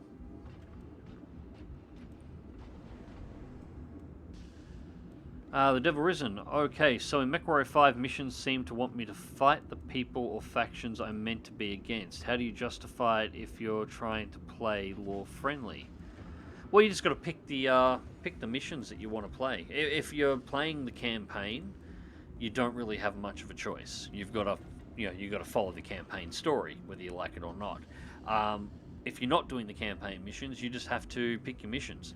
You don't have to take missions. You're a mercenary company. You don't have to take missions against anyone you don't want to fight. So you just have to make your choices. Also, if you're playing a more career mode, there are a couple of mods that will improve your experience there as well. So Pepper Snod. Mag saw somebody once saw somebody walk away with an intact Atlas. Yeah, I've never managed to headshot an Atlas out, but I have managed to carefully pull one apart in such a way that I wound up killing the pilot by blowing torsos and knocking it over and smacking it about. It takes a little while to do, but if you don't have the don't have a really good shot at actually popping the head or the luck to pop the head, it can get the job done. Although now I've realized the advantage of the Marauder and Tactics 9, which I did not realize previously. I can now understand why it was getting focus fired so hard. That thing is a really nasty piece of work if you've got the right trained pilot in it, and I now have the right pilot, so that is going to make a difference. That made that a hell of a lot easier. So I might be able to take an Atlas if we find one. And we're not throwing bar stools quite yet. Ah, no, that's alright. As long as everybody keeps it good in the comment section, sit back and discuss whatever you want. I don't mind. As long as you're enjoying the show and you're having a good time, that's what this is all about. I'm assuming this is unmodded. At this point, yes, it is. Just completing through this campaign. We were supposed to be jumping onto missions, but we suddenly get ourselves with some assassination missions to do. So we're going to look at the next one of these now. Hopefully this doesn't go badly. But yeah, once we've completed the campaign on this, I'll be running Battletech Advanced. Will be the mod that I'm running to do a career mode. Mozza, gonna go sleep. Cheers, Mags. That's alright, mate. You have a good one, although you've probably left a while ago because I'm still catching up on chat. Some guy from console, basically a miniature Atlas. Set up right, yeah. Zeus, yeah. Not quite as foreboding as an Atlas, but it'll do the job in the interim.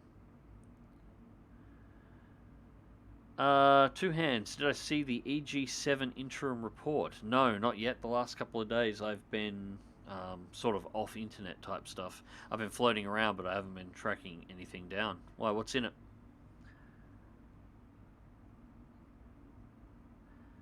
Devil Risen makes sense. Yeah, playing campaign at the moment, then picking up the DLC for upgrades. Yeah, well, if you're playing through the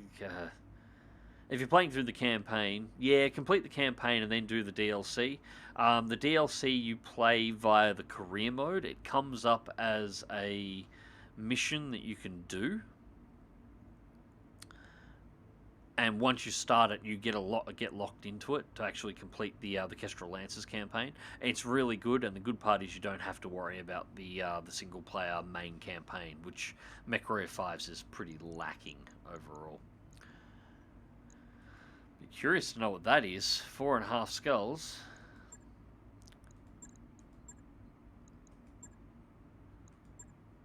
Oh, the Capellans just suddenly want to throw all of the assassination missions at me. So, War Machine is 3.5. And we've got Bug Hunt. We periodically survey empty worlds just to be certain there's no unexpected activity on them. This time we got lucky.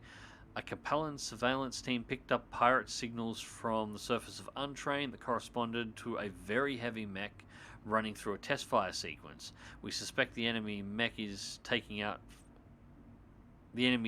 mech out for proving trials, figuring the planet is uninhabited. If we can locate and intercept this mech, we can keep a powerful piece of hardware from enemy hands. That sounds fair. Bug Hunt. Commander, we need an immediate deployment. We're in pursuit of pirate terrorists for months. We've finally tracked him to this planet. They've gone to ground. No real information on what we'll be facing. I do like the sound of this one, though. I was going to go on and advance the campaign. We have the next mission for War Council right there, but I want to know what this is. Alright, so... No, we don't want the payment up. 315, what do we get? 419. Now, 315 will be sufficient. We can walk away with a mech for that one. Increasing Capellan Confederation reputation and local pirate organization. Okay, cool. Is negative. Yep, that's fine. We'll do that. So, once again, Highlander. He goes in.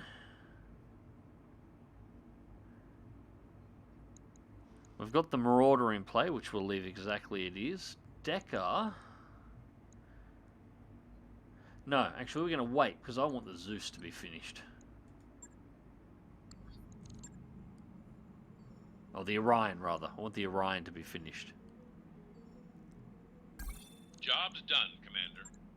Cool. Contracts. Now we'll redo this one. So War Machine, negotiate. I want that on 315, accept.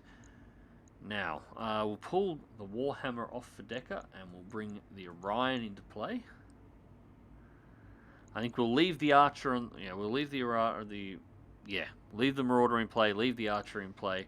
We'll test run the Orion and we're keeping the Highlander. Pilot's fine, yet we'll go with this same deployment. We'll see how this goes.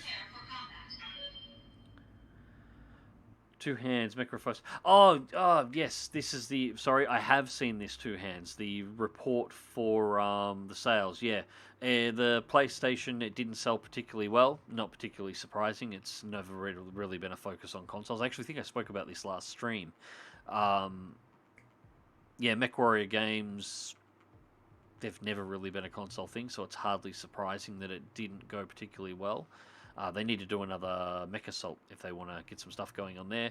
Piranha Games is being put on Lord of the Rings Online line. Yep, that makes complete sense for them to actually do internally because Amazon is about to drop a Lord of the Rings series that has a budget that makes Game of Thrones wince. And regardless of whether it's going to be good or not, I personally, from what I've seen so far, don't think it's going to be a particularly good series. It is going to have all of the advertising dollars in the world behind it, and that advertising dollars is going to drive sales for literally everything Lord of the Rings. So Lord of the Rings Online was already getting a bonus number of people coming in due to, well, basically WoW screwing the pooch. So MMO players have already been looking for new homes. Final Fantasy VII got most of them. Star Trek Online got some. The Old Republic got some. And some were already filtering through into Lord of the Rings Online. And now they're throwing the development team at it to try and capitalize on the fact that Amazon's about to essentially give them a free cash cow. So yeah, that makes sense. I know that it sounds like from that report that there is one more DLC that is still in development at this time. They said that in the report that MechWarrior 5 development was almost wrapped up, and we do know that they were meant to be working on another DLC that they had started just before Kestrel Lancers was released. So I'm reasonably sure there's probably going to be one more DLC, probably not as big as Kestrel Lancers, but at least one more DLC is likely going to pop up for Mech 5, and then they're going to wrap production on it. And I do believe the report also had that a large section of Piranha Games' MechWarrior Online staff is also being shifted off. So it's not just the Mech 5 staff, it's the MechWarrior Online staff is being shifted around as well. They've actually downscaled Piranha's MechWarrior Online offices, as I understand it. And also, I believe the 3 people that were the core of starting up MechWarrior Online development in the first place are no longer with the company as well. So, yeah, I did actually see that report. I apologize. I didn't recognize what you meant straight away. But yeah. And we'll begin. Command interface initiated. I'll be honest, I'm not... Yeah. Oh well, didn't know that last part. Yeah, it's reading between the lines a little bit. They have definitely said that they've downscaled the offices, and the 3 people that were the core that are originally getting the MechWarrior license for Piranha Games, none of them are with the company anymore. They're either, I'm not sure if they'll let go or fired, one way or another. They're not there now. So, and they were the driving force behind the MechWarrior titles. And a couple of the names that were involved in MechWarrior Online rather than MechWarrior 5 have shown up on the list of people that are being transferred through to Lord of the Rings Online. So I would expect there's probably more of that. There's a downscale going on there. It's important to remember Piranha doesn't own the license for MechWarrior 5. Or it does. No, they don't. They're renting the license for MechWarrior 5. It's under contract. Microsoft owns the license for MechWarrior, and the expiry date for Piranha Games, I think, is in 2 years. They've only got 2 years left with the license, otherwise they've got to renew it. I suspect what you're seeing here as well is Piranha, under their new ownership, because Piranha's been bought out. That's why all this is happening. They're downscaling all of their MechWarrior stuff in preparation for the fact that that license is going to expire. They'll let everything run through until it does, and then they're not going to renew. So they're downscaling enough just to keep things ticking along as best as they can. They'll take whatever money they can get out. They'll finish up what they're doing, complete the games, put them on market, take whatever money is out of the sales on them, and then when the license goes, that's it. The license is gone, and then nobody has a license to produce MechWarrior 5 stuff except Microsoft. You say feels bad? Not for me. There's been a lot of stuff that I haven't liked what Piranha's done, and Microsoft has a license that has a recently released game that has a lot of people that have shown interest, but has generally reviewed poorly due to the quality of the product. That's what's happened with MechWarrior 5. It's got some really great points to it, but overall, that's actually what I'm showing off in my the MechWarrior 4 campaign that I'm doing at the moment. There are things that MechWarrior 4 does, and it was released in 2002, MechWarrior 4 Mercenaries, that are straight up better than what is in MechWarrior 5. From maps to mission design to story, it's been done by a game that was released in 2002 in a lot of areas. Some areas it does particularly well, but a lot of areas it does rather poorly. And my contact just fell out. Hang on. I hate these things. But I've got to wear them if I want to be able to see. There we go. Sorry about that. There is interest in the title at the moment, and there is activity around the title, and there is popularity in the title. If the license reverts back to Microsoft, Microsoft have bought out like half the game studios on the planet at this point in time, and they've got deals going with probably another third of the games developers via Game Pass. I mean, what is it? Electronic Arts basically has its entire back catalogue on Game Pass now. Ubisoft is going to be putting its entire back catalogue on Game Pass very soon. It's got deals with everybody that essentially isn't Sony or aligned with Sony at this point in time, and all of the developing houses that are underneath it. Surely there is going to be one of those that would be very interested in doing a MechWarrior game or having access to the MechWarrior license, because I believe the MechWarrior license also includes the Mech Commander license. If it goes back to Microsoft, there is a lot of people that could be very interested in this particular license this time. So we might see some new players. I'm optimistic. I'm not upset by this whole thing at all. I'm optimistic that this is actually going to see some improvements.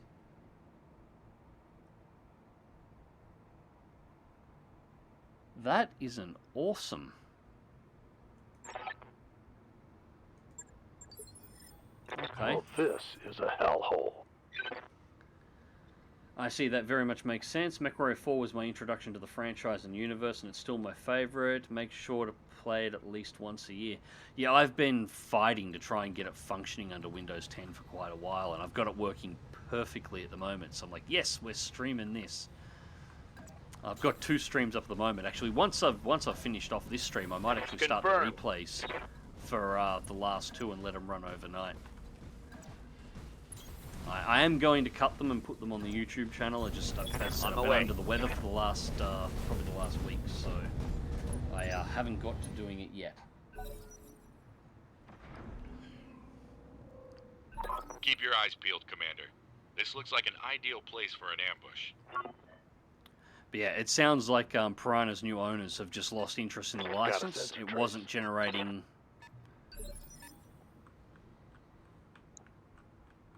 Okay, so we have a 20-tonner and a 55-tonner down there. And we've got a sheer cliff face.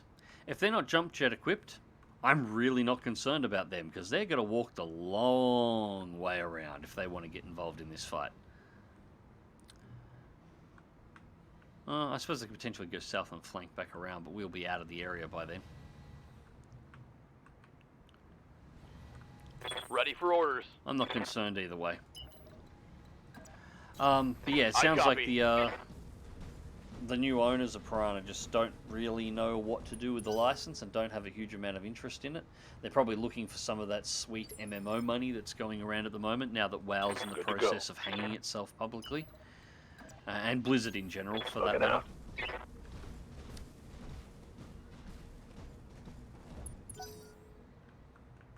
I mean, everybody who's got an MMO that's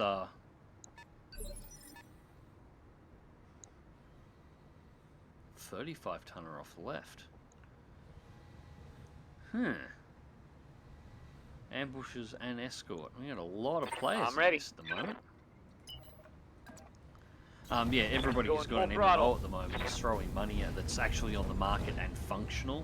Is throwing a lot of money at it at this point because WoW is hemorrhaging so many players, and they seem to want more MMOs. That's what they're after, so they're just looking for new places to go. And that's not gonna get me much over. Full throttle. Yeah, looking very much forward to it. Yeah, I am too. I mean, I would like somebody who would take the Micropose MechWarrior 3 sort of approach to the MechWarrior title. Don't try and produce an arcade game. Try and produce a simulator. The MechWarrior universe just screams mech sim. Commander? Come at it like ask the question. If these things were real, how would they move? What would they feel like to drive? You know, how would they function on a battlefield? Moving to position. And then try and build a simulation around it. I would like to see interactive cockpits. I've said in the past, I'd like to see a DCS-styled map. Rather than jumping from planet to planet, have an entire campaign played out on a single map, but have that map be immense. So that you had to make choices on where you would go, and you would have to actually travel the mechs around from place to place. You might have to defend supply lines. Essentially think like a DCS light, but with battle mechs. I'd like to see somebody do something like that, and it's not out of the yeah, we'll save that one up there. Not out of the realms of reality. I mean, the entirety of MechWarrior 3 played out on one planet. That was basically the approach that Micropose had for MechWarrior 3. They couldn't do the one immense map, so it was a map that was broken. But that all played out on one world. There was no jumping worlds or the rest. So it can be done.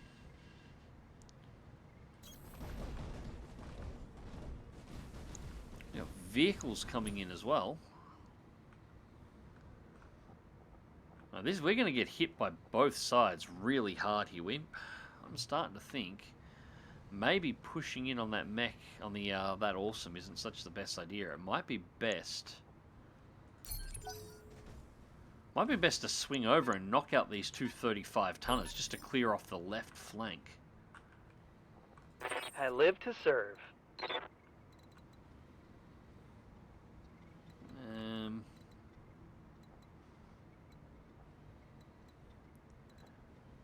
Yeah, I'm just gonna back off into the tree line. Nothing can get up Onward. behind us too fast here just yet. Brace up.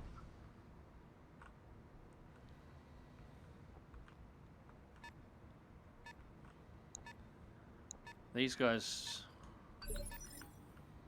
Oh, they might be able to get up that.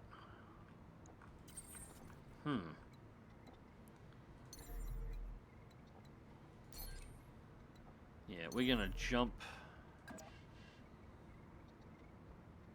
I'm Engaging sending subject. the Highlander around to clean out these 235 tons. We still...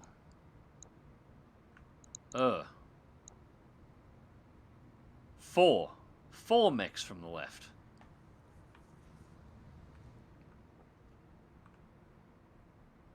So it looks like we've got two vehicles and two mechs. And I can't see the tonnage of these two because I don't have a scout that's in range. I can only see that these two are 35s. All right, we are going to go. We're going to change direction. I'm going to bring this entire formation around to the left. We're going to have to charge up here and smash these guys. Then we can cycle around and engage the awesome from this direction. We've only got the 55 tonner and the 20 tonner over here. The 55, I'm not sure. I'm not sure what these will be. But these guys can definitely get to us. These guys are going to have some fun. So we can clear these out hopefully faster.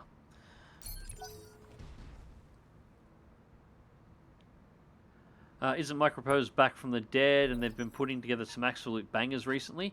They are, yes, but they're only doing limited development on certain stuff. For the most part, they're acting as a publisher for the moment.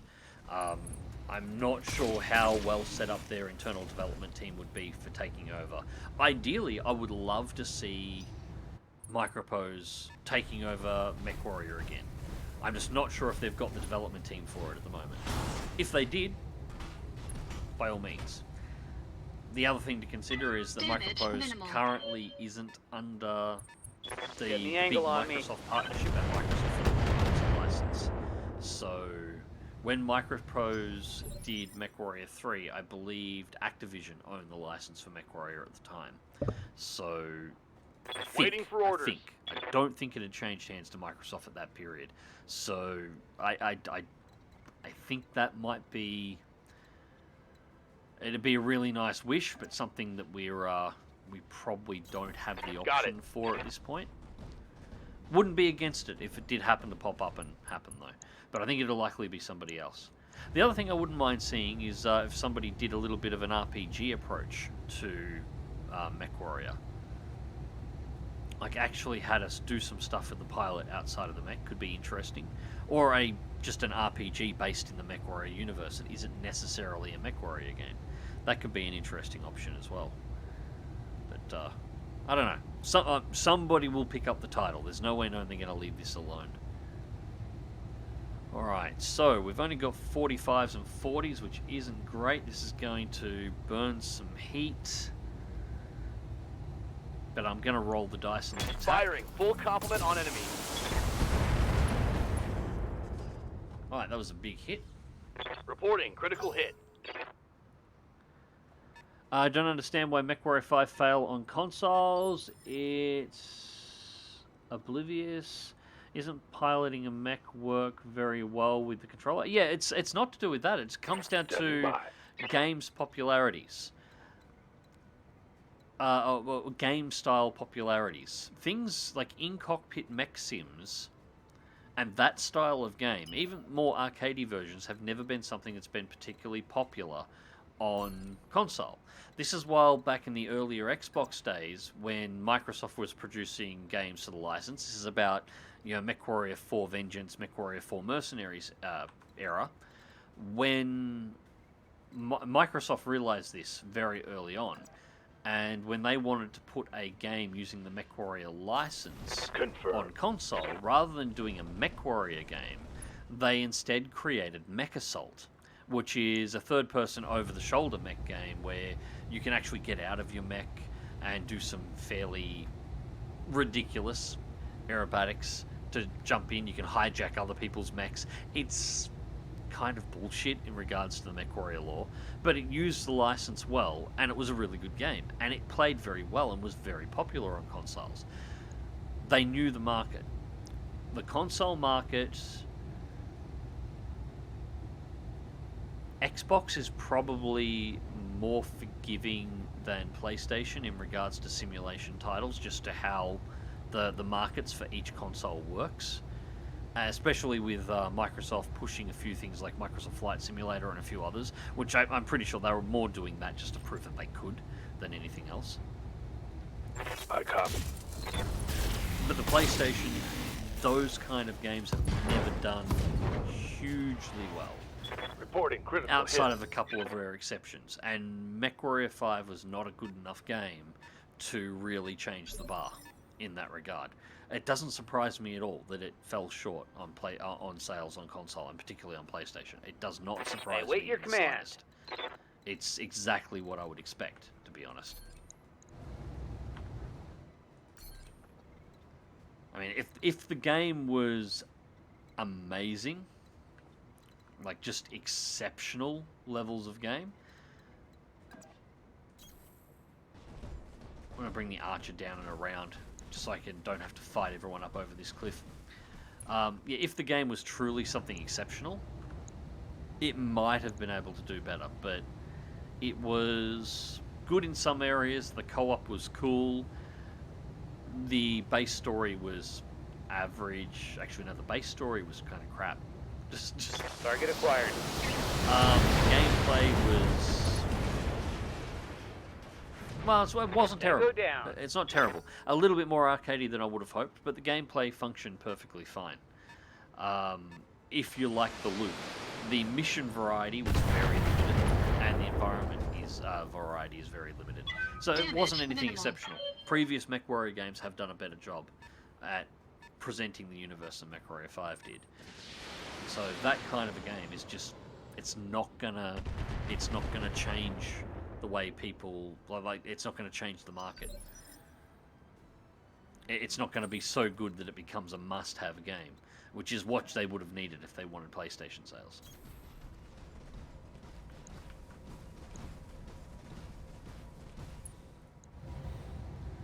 And honestly, I think they were also hampered a little bit on PC, on their PC sales, because they did the Epic Game Store release, which turned a lot of people off, at least initially.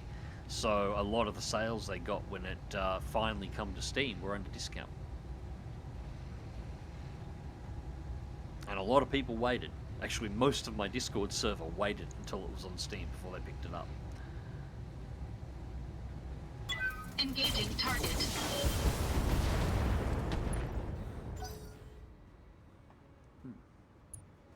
Two hands. Also, regarding the simulation aspect of Battletech and MechWarrior, it was really interesting in reading the leading game designers' post-mortem on Battletech. They basically admitted that they hated the mech sim and mercenary sim aspect of the game and wanted to make a character-driven story game first and foremost. Yeah, well, look, Battletech went a lot of different ways. The guys who worked on Battletech... Detecting MechWarrior injury. Ouch. You injured my pilot, you little shit stain.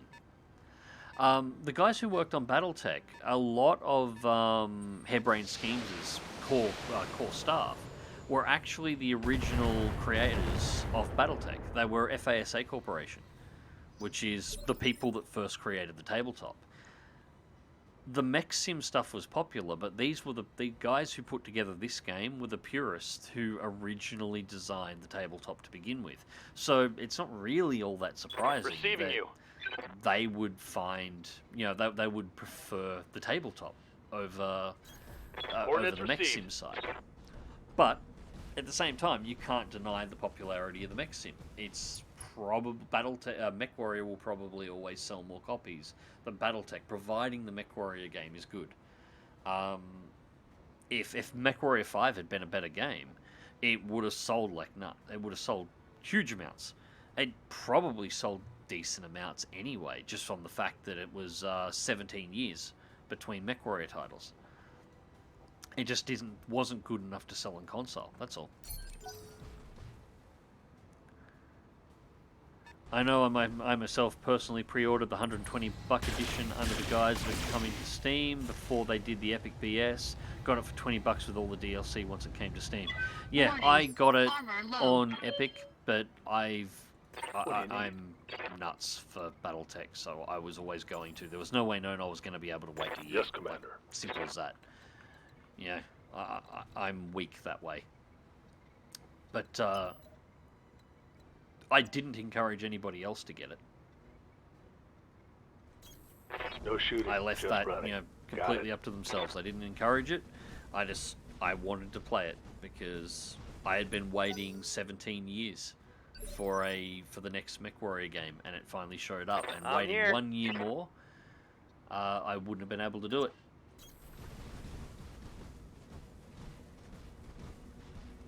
It's pretty much the only thing I own on the Epic Store.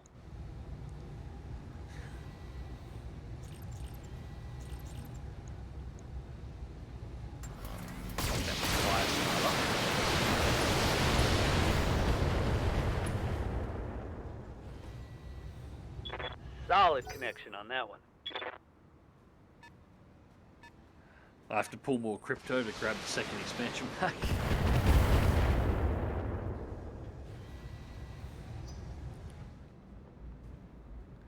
I know myself and quite a few others who had pre-orders that got refunds. Yeah, I know of a couple as well. I hadn't picked up the pre-order yet because it was right in that period where Epic was buying stuff, and I kind of had a sneaking suspicion it might happen, so I hadn't pre-ordered anything at all.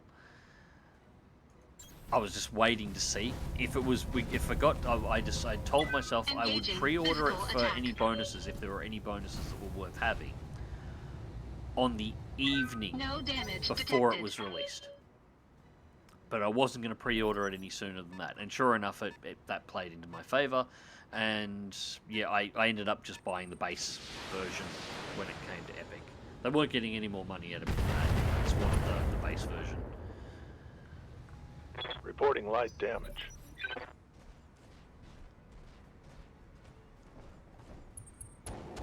But yeah, there was no way known beyond that I wasn't going to buy it. I mean, I started... Detecting mech warrior injury. That's 2. This little shit has injured my pilot twice at this point. What the fuck is up with that fire starter? Why the hell is it so accurate? Yes, Commander. And I just can't get these mechs around fast enough. Aye, aye. To assist, we got the Thunderbolt coming in, we got the Blackjack.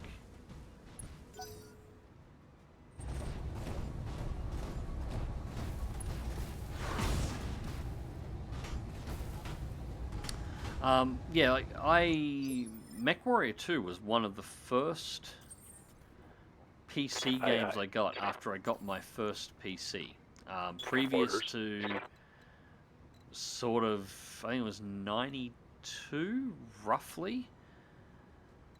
I was Amiga 500. Moving out.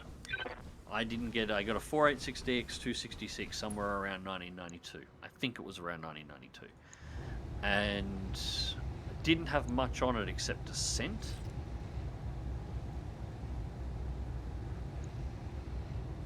Yes, screw it. Precision Strike. Let's take a shot at this. Don't really want this thing. Let's see if we can blow its head off anyway. Got it.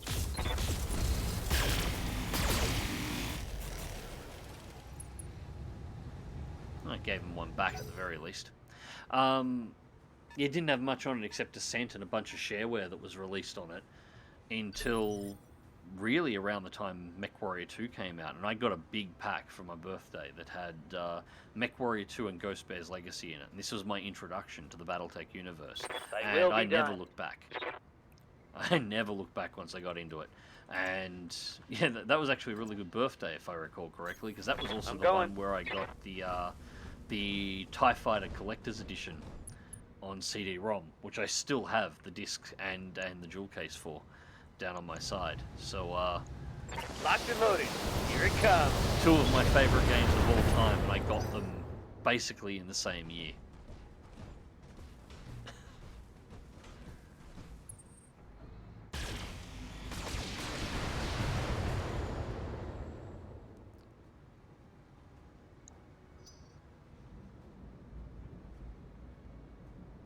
So this is going a bit rough at the moment.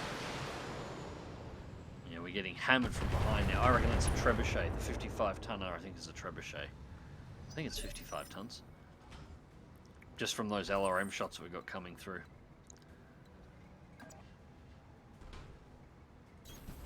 Right, I'm not going to punch you. I am done with your shit.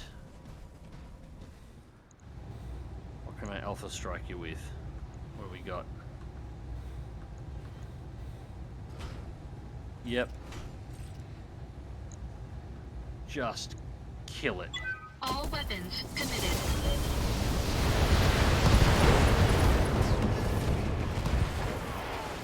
Enemy mech destroyed. Cool, that's 1. Now I want that fire starter dead next. Let's just put my main pilot in hospital for a fortnight.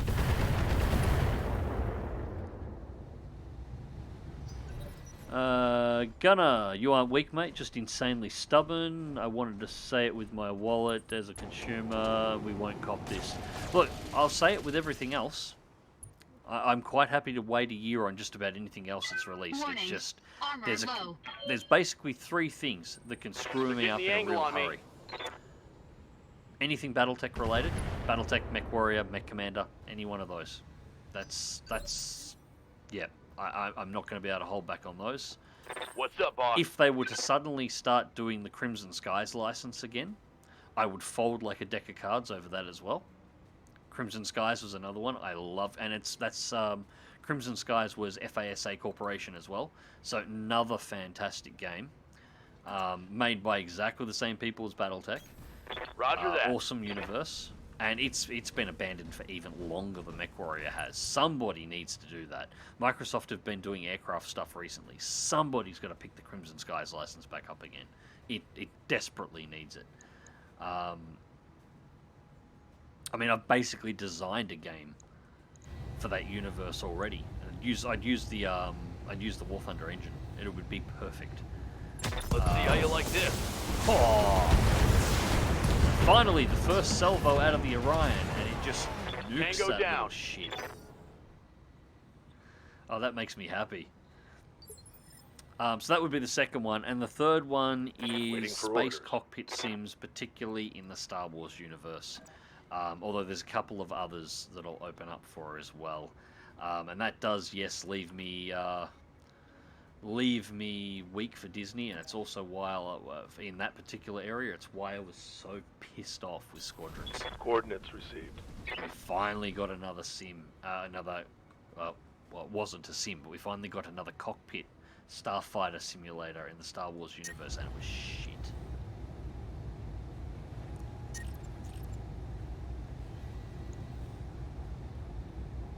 God, that was a terrible game. Roger that.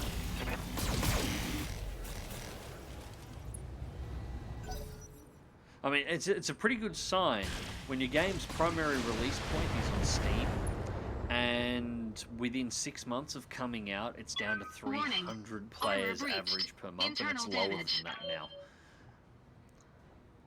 There are more people playing the TIE Fighter remake mod, which I am going to stream, by the way. I'm going to get that working soon too, and I'm going to start streaming that in between the other streams that I've got running, because I want to play through that. For those who are unaware, there's a modder out there by the name of Angel who he's done it twice. He's rebuilt the entirety of the original TIE Fighter campaign from 1993, the original TIE Fighter, and both the expansion packs, exactly as it is, inside of the X-Wing Alliance engine, using the modded X-Wing Alliance engine that's been done by modders to improve the graphical fidelity and even insert VR into it. And it is a straight-up better game than X-Wing Alliance. But he also has a remastered version where he's done the same thing, rebuild the entire mission structure. He's redone all the audio recordings from TIE Fighter. He's managed to adapt across all the videos and everything else, like all the cutscenes, into the X-Wing Alliance engine as well, but he used the fact that we have more powerful computers and the X-Wing Alliance engine can allow for much larger battles to add more vehicles and redo the missions to add more into them. So you can play a remake of the original or an enhanced version that is everything has just been made bigger, more intense, more ships, and you can play through that as well. There are more people playing that mod right now than there are playing X-Wing Alliance, because it's just better. I'm your spaniel.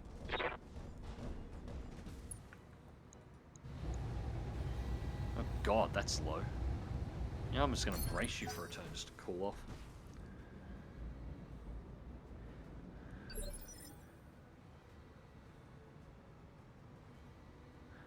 Wonder if Gaijin would license their engine given how money hungry they are. I have absolutely no doubt they would license their engine. The question is just for how much. That's the question. It's not a question of would they. It's how much would the bill be. But Crimson Skies is owned by Microsoft because they bought the FASA license at the same time that they bought the license for Battletech. So, well, for MechWarrior rather. So, turn the goals rifle off for this turn.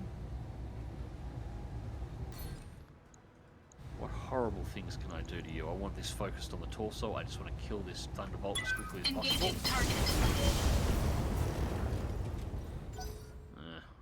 Could have done better.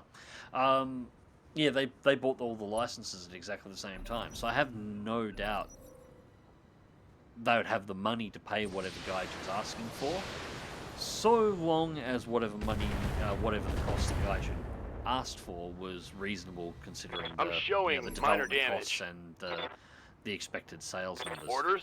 Being a flight sim, the sales numbers would be pretty niche. But I still think it would probably On be my worth way. their time to bring that one back.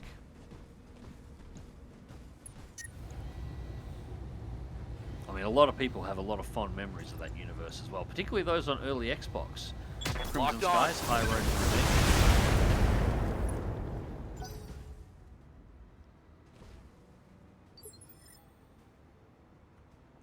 Yeah? This goddamn Thunderbolt. Maraudering close. A little concerned about the Highlander here. It's taken a lot of hits to that right arm, and I don't want it to lose. I've got a replacement Gauze rifle if we do lose it, but I would rather not lose it.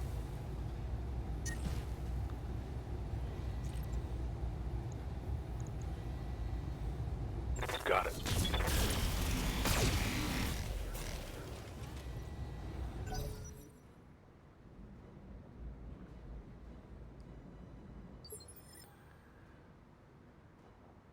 I'm your spaniel. I'm walking here.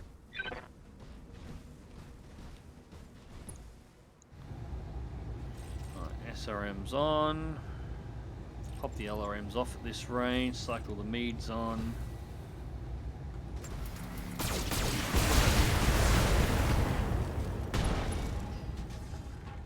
Medium laser crit. Oh, I Jump like jets that destroyed. shot. That's it. It's going to go the, yeah. At least it's going the other arm this time.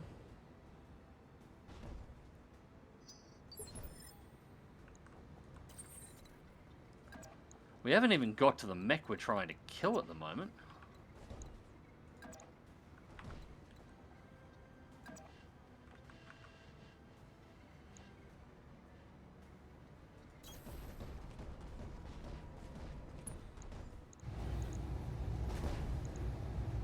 Engaging target.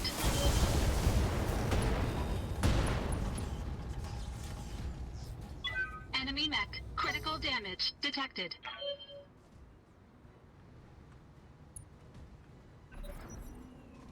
Yeah, the rest of these mechs have got to be coming in on us at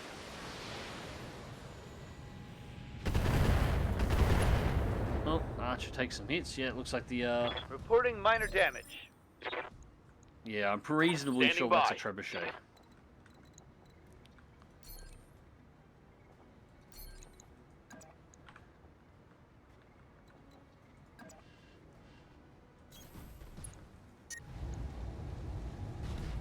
Ooh, maybe I should have gone in for the melee on this one.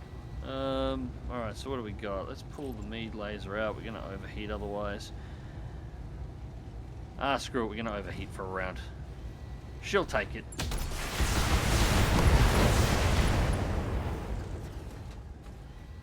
Scored a critical hit. I want this Thunderbolt removed before it does any more damage. Watch my heat. That's I'm right. taking Orion's damage. in cooldown for the next turn.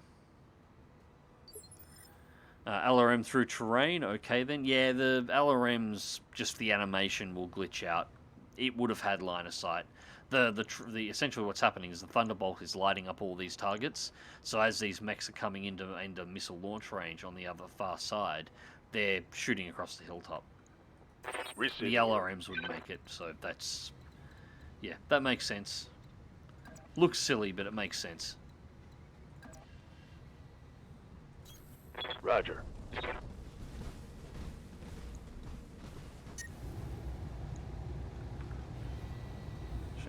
Thunderbolt is an option. Probably wouldn't be a bad one. Pull the large out. Go Meads on. That's going to have us pretty close.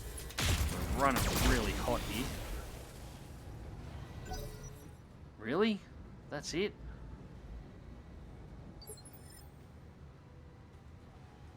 Standing by.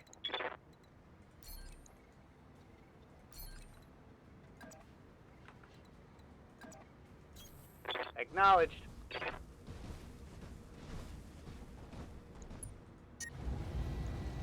Oh. Pull one Mead out, we're okay. Target the torso. Field Pop the wrap. torso. Oh, that's another pilot injured. Take that. And not enough to kill the pilot. Damn it. At the very least, we've stripped about just about all of its weapons off at this point.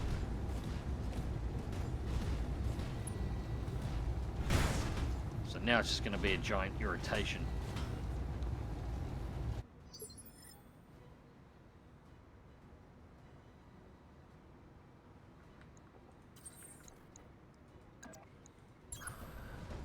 I was sort of hoping we'd kill the pilot. Engaging Destroy it. physical attack. Target destroyed.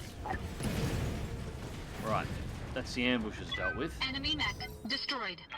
Now we know we've got a 20-ton and a 55-ton mech coming in. 55-ton is likely a trebuchet, and I am pretty sure our target mech, which is still over here somewhere, I'm 95% sure that was an awesome. Which means I absolutely you. want that fucking thing. Especially after all this effort.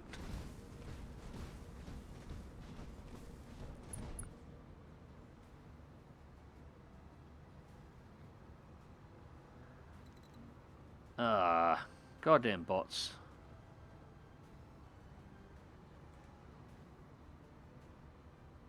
Hang on a second.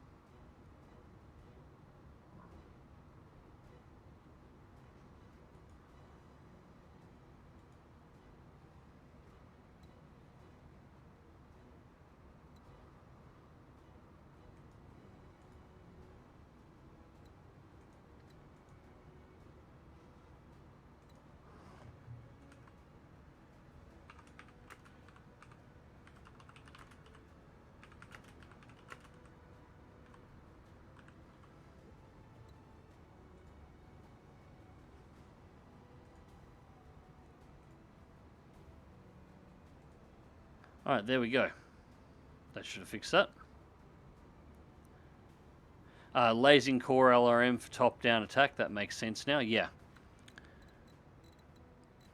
At the moment, we should be pretty much immune to any further LRM attacks, because nothing has direct line of sight on us, so we are free from being targeted.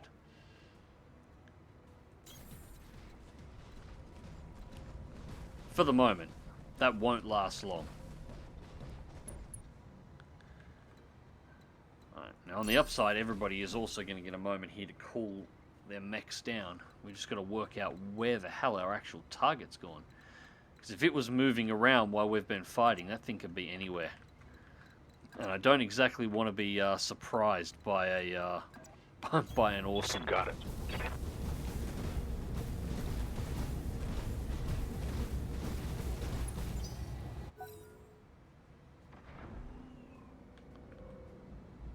I'm not getting anything on sensors over here, and it was a little bit further up. It was up here, so you know that makes sense. That makes sense. Okay. All right, enemy contact. It is the 20-tonner, so we're being scouted out.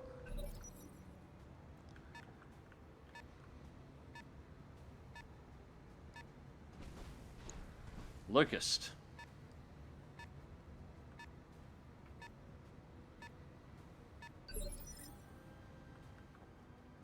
Good to go. Alright, I'm going to get the Orion to start No sprinting shooting, up. It's going to be just a little running. bit slow.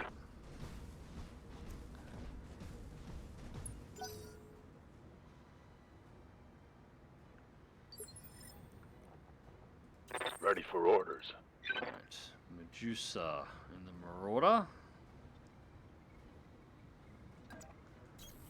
On my way.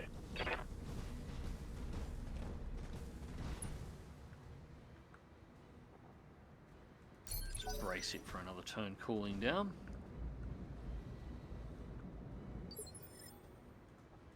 Yes, Commander.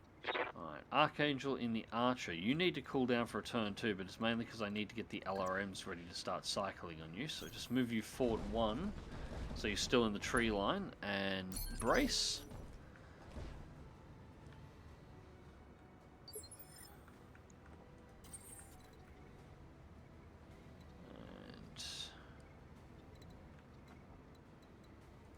Might just move Hunter up 1 and brace as well. We can see what these guys do first and see where they all come from. So we've got 2 vehicles from the right, and we've got 2 mechs. This should actually be less troublesome overall. Locust is running back and not trying to keep line of sight. I have no idea what the hell it's doing.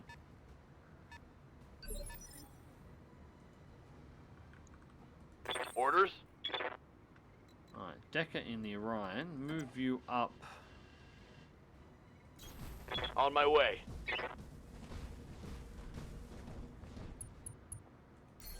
And you can sensor lock. Got a lock. Little bastard. That also keeps the sensor out this way to try and work out where the rest of them are coming from. Yep. The Medusa is chilled. Rough terrain, movement speed causes units to take 150% of stability damage from all attacks. Ideally, I don't want to be walking on that. Position confirmed.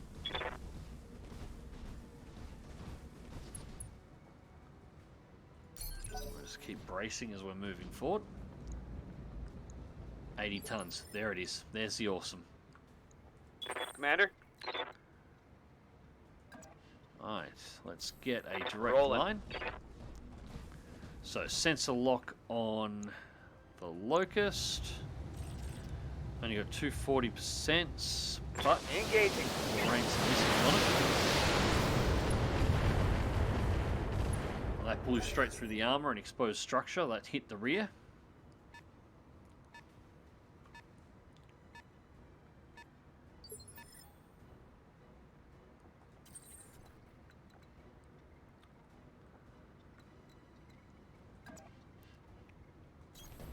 Get the Highlander up here a little bit as well, and I use its LRMs.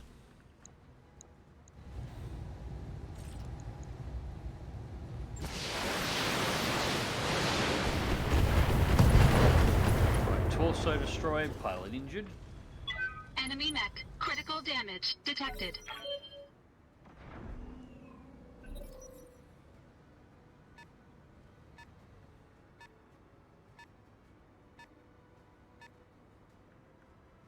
Alright, it's out of sensor range. So I have no idea what the hell it's up to.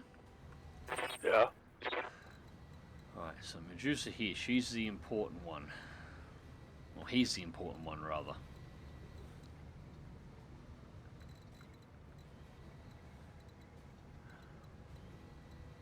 Got no choice, I'm going to get across this. Whether I like it or not, I got to go across this rough terrain.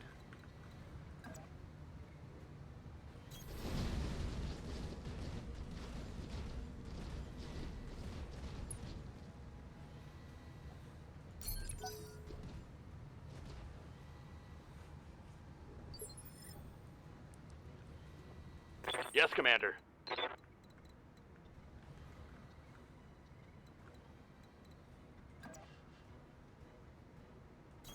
And Aye, just keep aye. the sensors over this way so I can keep an eye on where everyone is, and then I'm going to use Decker to sensor lock.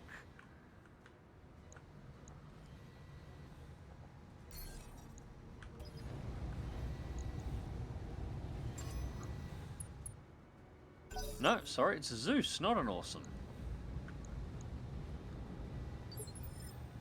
I mis-ID'd that at the start. Still, I still want that mech. Waiting for orders. Alright, so, Archangel. Confirmed. Start peeling some armor. Maybe if we get lucky, Target get a hit on the head. Concentrate your fire and bring it down. Zeus is engaging, that's fine.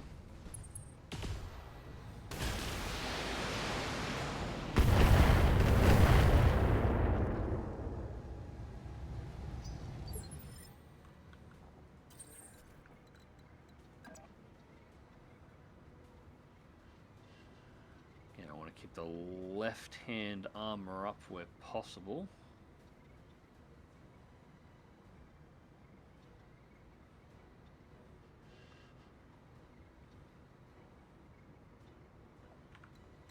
Do I? No, I want to keep the right-hand armor up. My bad, I'm reading this backwards. I'm not liking that angle though. If somebody comes around from the side, they're going to get a good shot into my back armor. But it is what it is. Alright, Gauze rifle to make sure we strip away a little bit here and just... No, not the Gauze rifle, that's too much. Just Meads, SRMs, LRMs. Engaging target.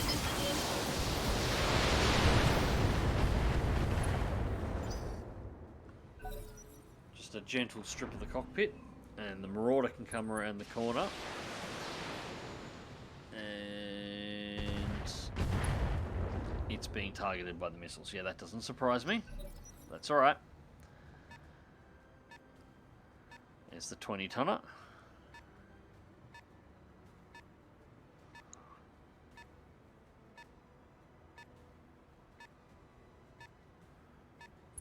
Not sure what the hell it's doing.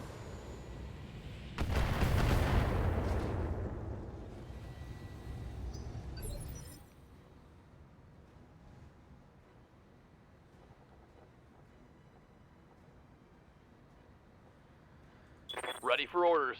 Right.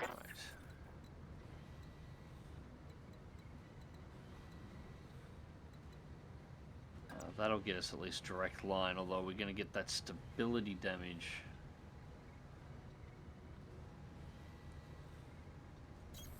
On my way. Oh, there's not much I can do about it. That's just the terrain we've been given at this point. Alright, so I want a precision strike. We're going for the head, and we're hitting him with everything we have. All weapons, fire. Head hit, pilot injured. Cool.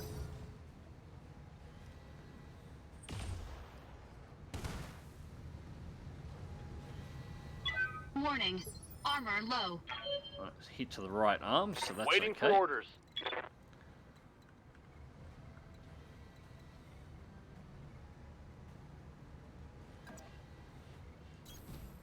Acknowledged. Mag's red mech paint jobs always makes it look like they're overheating. Just watch the bar off the side, although I should probably change the paint jobs around. They're about due for a bit of a refresh here. I do know what you mean though. It's not so much that they're red, you gotta watch it when they start to glow. I am going to leave that. I'm going to sensor lock this little bastard up here. So the Archer can hopefully pop it. And here come our vehicles.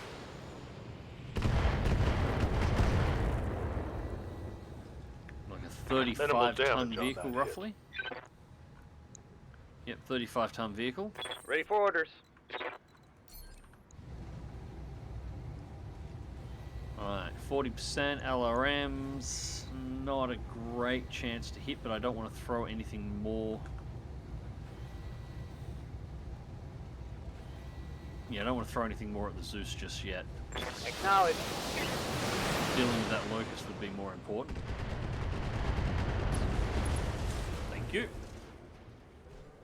Hostile eliminated.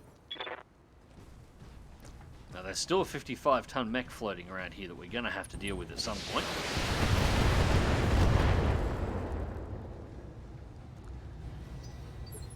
Apparently, the Zeus took being shot in the head personally.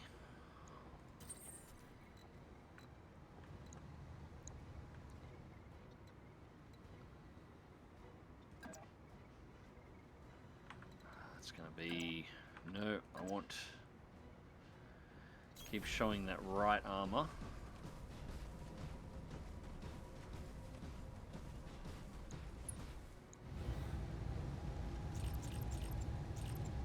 Right, just LRMs. Hope for a torso pop or a head pop. The LRMs on their own should be enough to destroy anything major.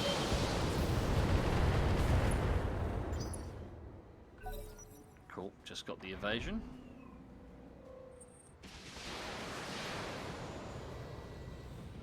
Shots on the Orion, not too concerned. The Orion can take the hit. It's got plenty of armor left. Receiving you. Right. On it. Now, heat is going to be the issue here. Again, 33 on the head, but we're going to completely blow over the top. Pull one PPC out. Alright, so we get a large, a medium, and the PPC. Fingers crossed. Attacking from position. Thank you. Cockpit gone. I'm really enjoying this Marauder now.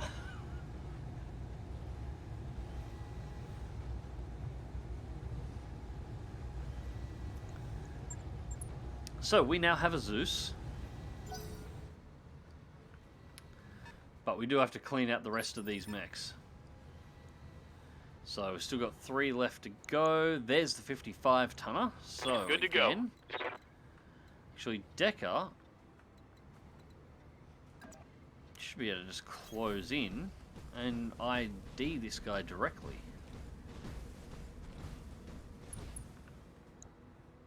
Ah, Wolverine. Okay, I've got a Wolverine. Acknowledged. No luck. Bad shot with the AC-10.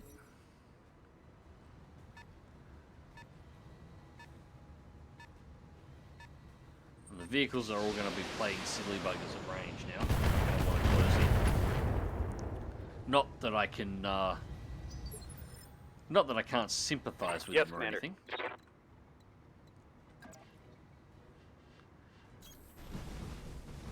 Alright, Archer Ford. Again, Target LR confirmed. 15 in range. Start ripping some armor off the Wolverine so we can get it out of play.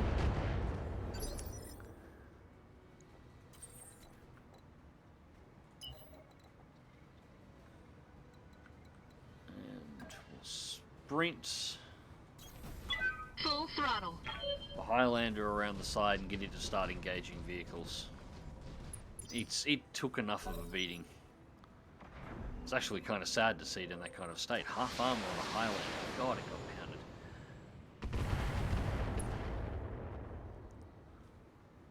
Damage minimal. Commander?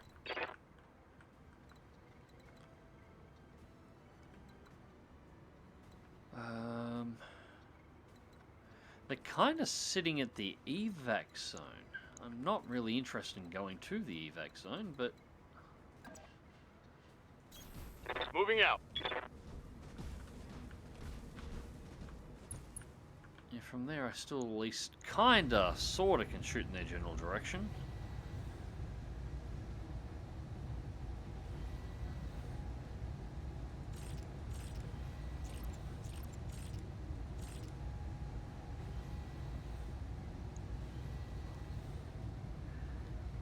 We'll do a precision strike.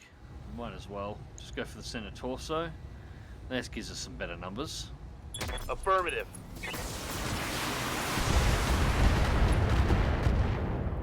Alright, structure exposed. Hopefully we just tore the belly out of this thing. Standing by.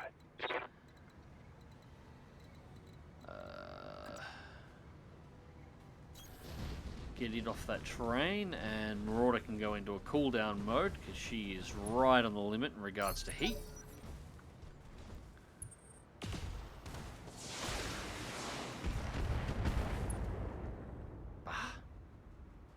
Light damage, Commander. Commander? Light damage is the word for it. that build of the Orion should be like a truck in the nose, so it should be fine. Alright, so we're doing a little bit better on the LRMs this time.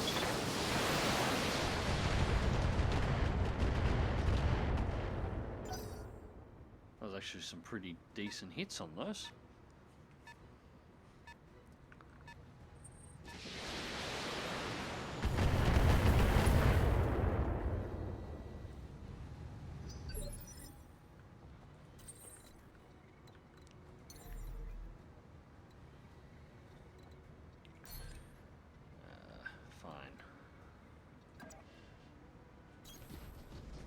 Nearly got the Highlander in line of sight of the vehicle. 35 tons, a single shot from the Gauss rifle should be sufficient to take it out. Engaging target.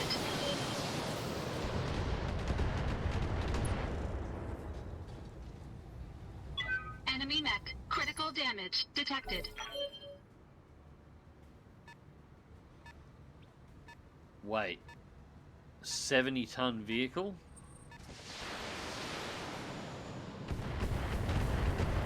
Okay, that's somewhat of a concern. Standing by. That is somewhat of a concern.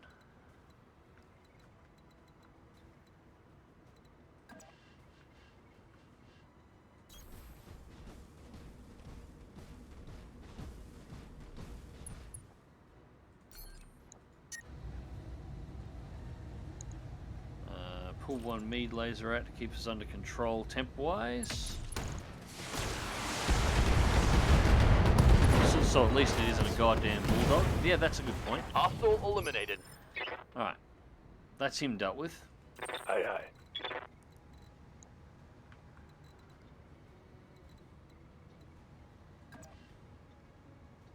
Still a whole lot of nasty Move that it order could be, but received. we'll find out.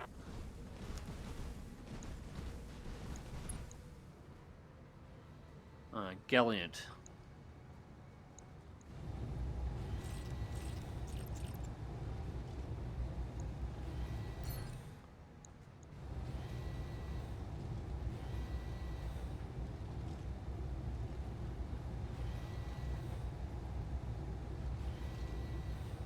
AC-10, LRM-10, SRM-2, MGs. Cold shot for the turret.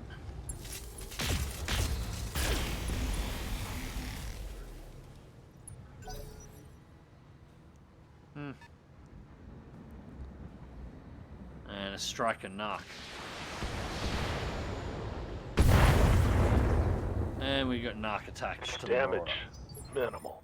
Well, at least I know where all the missiles are going to be going now. They will be done.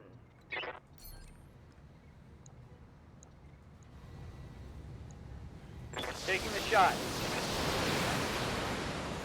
Animation clip through the rock there. Alright. Reporting Gallant's one down. less vehicle. And now I'm just going to get rid of the striker. Can I get a direct line of sight? Yes, I can.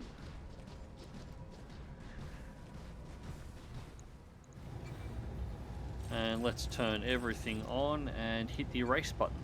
All weapons committed. Just to make sure everything in that general vicinity is gone.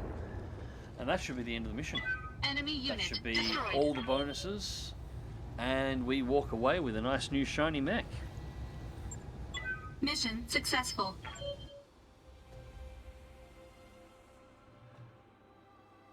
Alright, for all the problems the Marauder was giving us earlier on with being focused down, it has more than made up for it this stream. We have just made out gangbusters here. Alright, so destroy enemy mech and escape. Success. Destroy enemy escort. Contract payment increased by 25%, and we get another 10% for the ambushes. The ambushes were harder. They should have been a 25% bonus as well. So that's up to 274. Not a huge amount of money, of course, but... Alright, 24 days on my pilot for the 2 injuries that he took. Both due to that fire starter just ripping his cockpit to pieces. Bastard of a thing. And that's it otherwise. And the other mechs basically only have superficial damage. It was really only the Highlander, which come very close to losing an arm. No armor left, 5 structure remaining.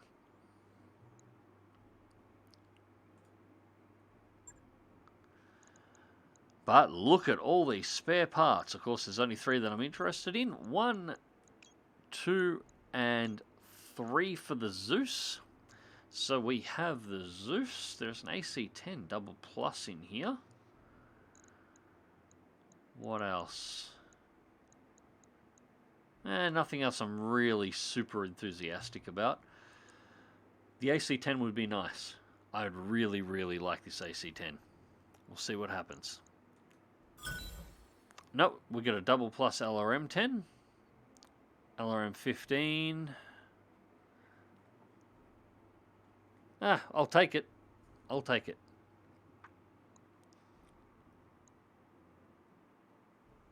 Hello, Tal. How's it going, mate?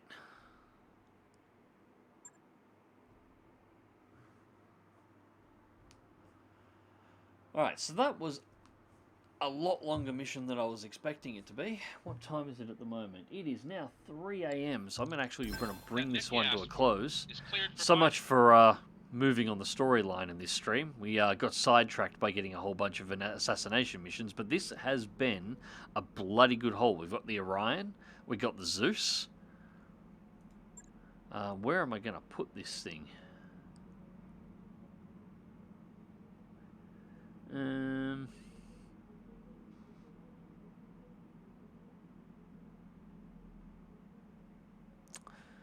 I think it's time. I think it's time for our old Centurion to finally be cycled out.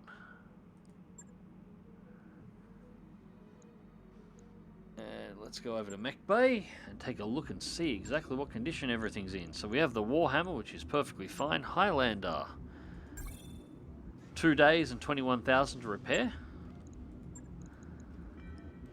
The Orion took some minor damage. 2 days and 14,000 to repair, so that's just a bolt back on the armor. And we have the Zeus. There we go, our new 80-tonner. Some good numbers. Alright, let's have a look and see what your build is. Large laser, medium laser, LRM ammo in the torso. God, no. No, no, no, no, no. LRM 15, AC5 ammo.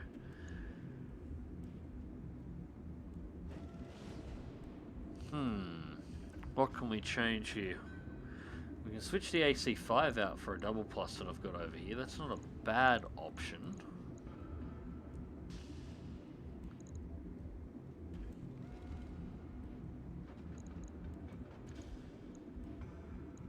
Yeah, without redoing the build too much, we'll pull the AC5, bolt this one in its place, get the AC5 ammo out of that arm.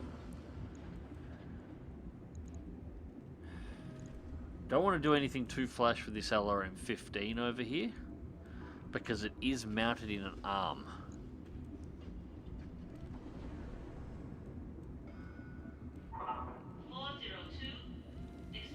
Yeah, I'll leave that.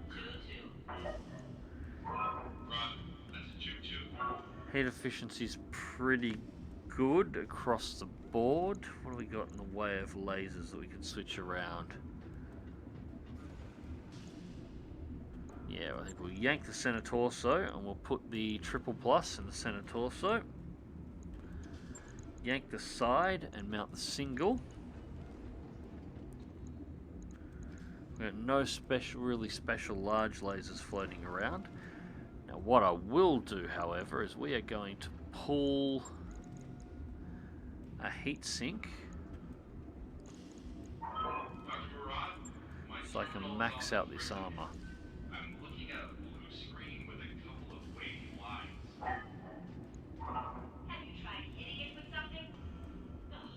I do like the Ghostbusters reference there. Go back to 55 on the rears.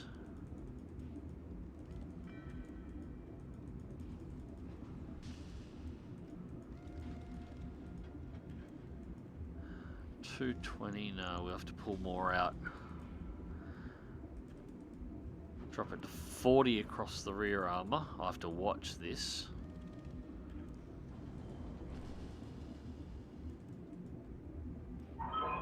$40.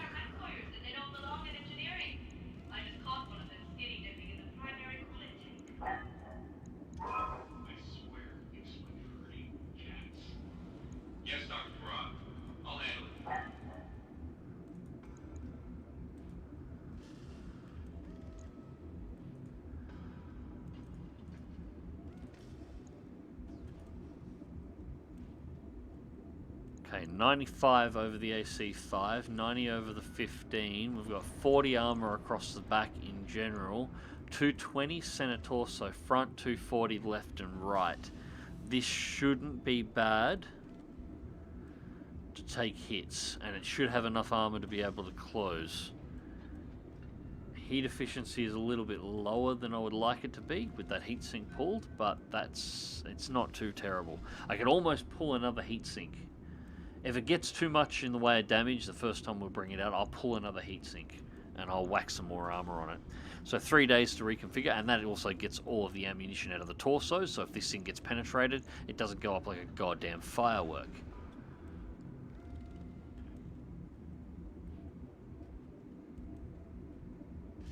Yeah, we'll run with that. On it. I'll let you know when that's done.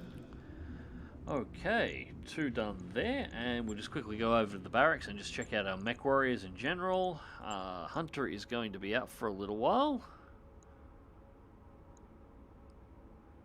but I've got some points to spend.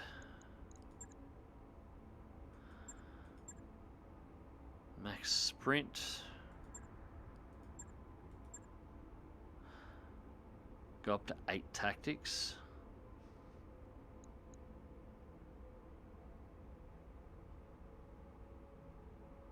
Training confirmed, Commander. Spend those up to 8 Ready tactics. for orders.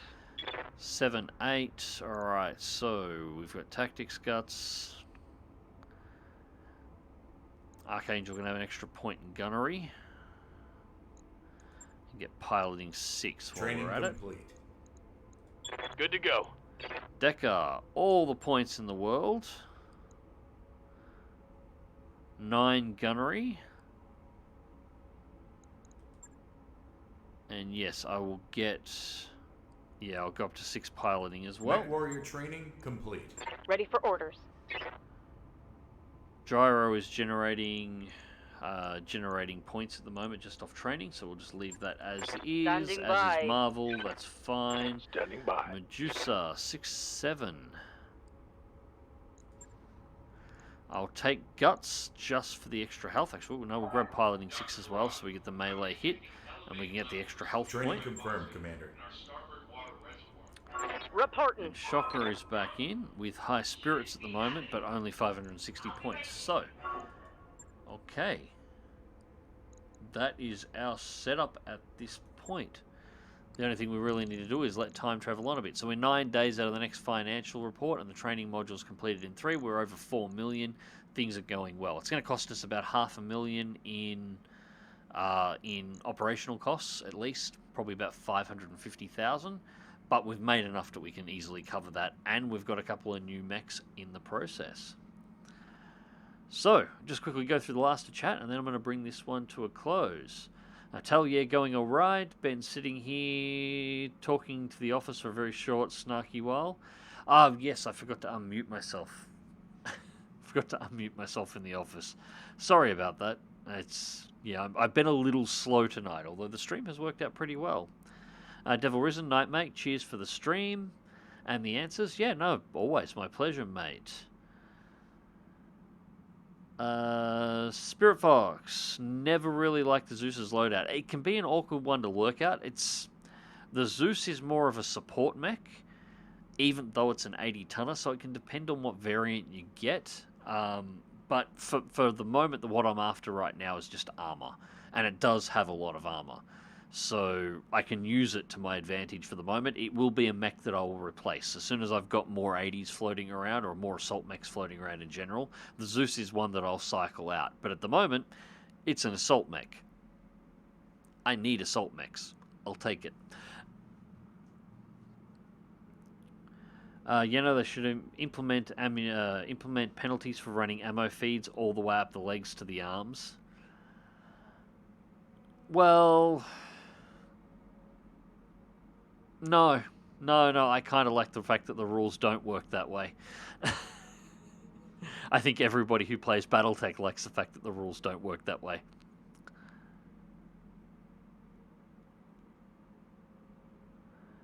Because the thing is very funny. Wait, my favourite Vindy girl died. Yes, Glitch got popped a stream or two ago. What can I say? I tried to keep him alive. At the moment, Decker is really the last one standing. Behemoth went. Glitch has gone.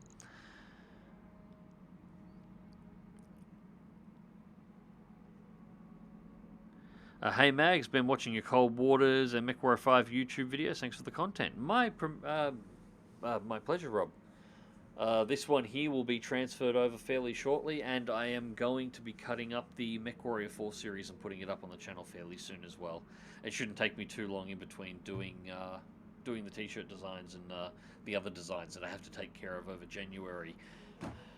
Because, yeah, not being well the last couple of days, I've actually ran a little bit behind, and I'm running out of days. I'm less than 2 weeks away from the time that I assigned myself to actually launch this store, and I haven't completed the website yet, so I got a lot of work to do. Oh, by the way, how is your YouTube channel going? Did it recover? No, Requiem, it didn't. But basically, long story short, I'm not doing enough aviation content anymore. And part of it is because it's not that I don't like flying. I'm not interested in doing the hours of editing anymore. And I've got certain issues with a couple of the flight sims. In particular, I think most people remember my fairly epic meltdown at DCS. That hasn't really corrected itself. There's still things that they have improved. I'll like credit where credit is due. They've improved in regards to bugs breaking the game all the time, but they haven't completely improved. And I still don't feel like promoting a product that's just incomplete and so slow in its development at this point in time. I mean, at this point, it has taken Eagle Dynamics longer to develop the F-18 from the time they released it into early access to where it is now. Still in early access, I might add. Than it took the original F-18 to actually be developed from scratch. So, yeah. And they've got that many modules that are in early access. Like I like DCS, but I don't want to promote a product for them that's in that state. And let's not even talk about War Thunder. War Thunder's even worse. I can barely stand playing the game now. I jump on it, I play a couple of rounds, I look at the ridiculousness of the current matchmaker and some of the flight models as well. I took a P-51 out last night. God, they've destroyed that thing's flight model in RB. It used to fly really nicely. Now you can't even turn it without it janking itself all over the sky. They've just completely rooted it. No wonder it's down-tiered. They've just fucked it.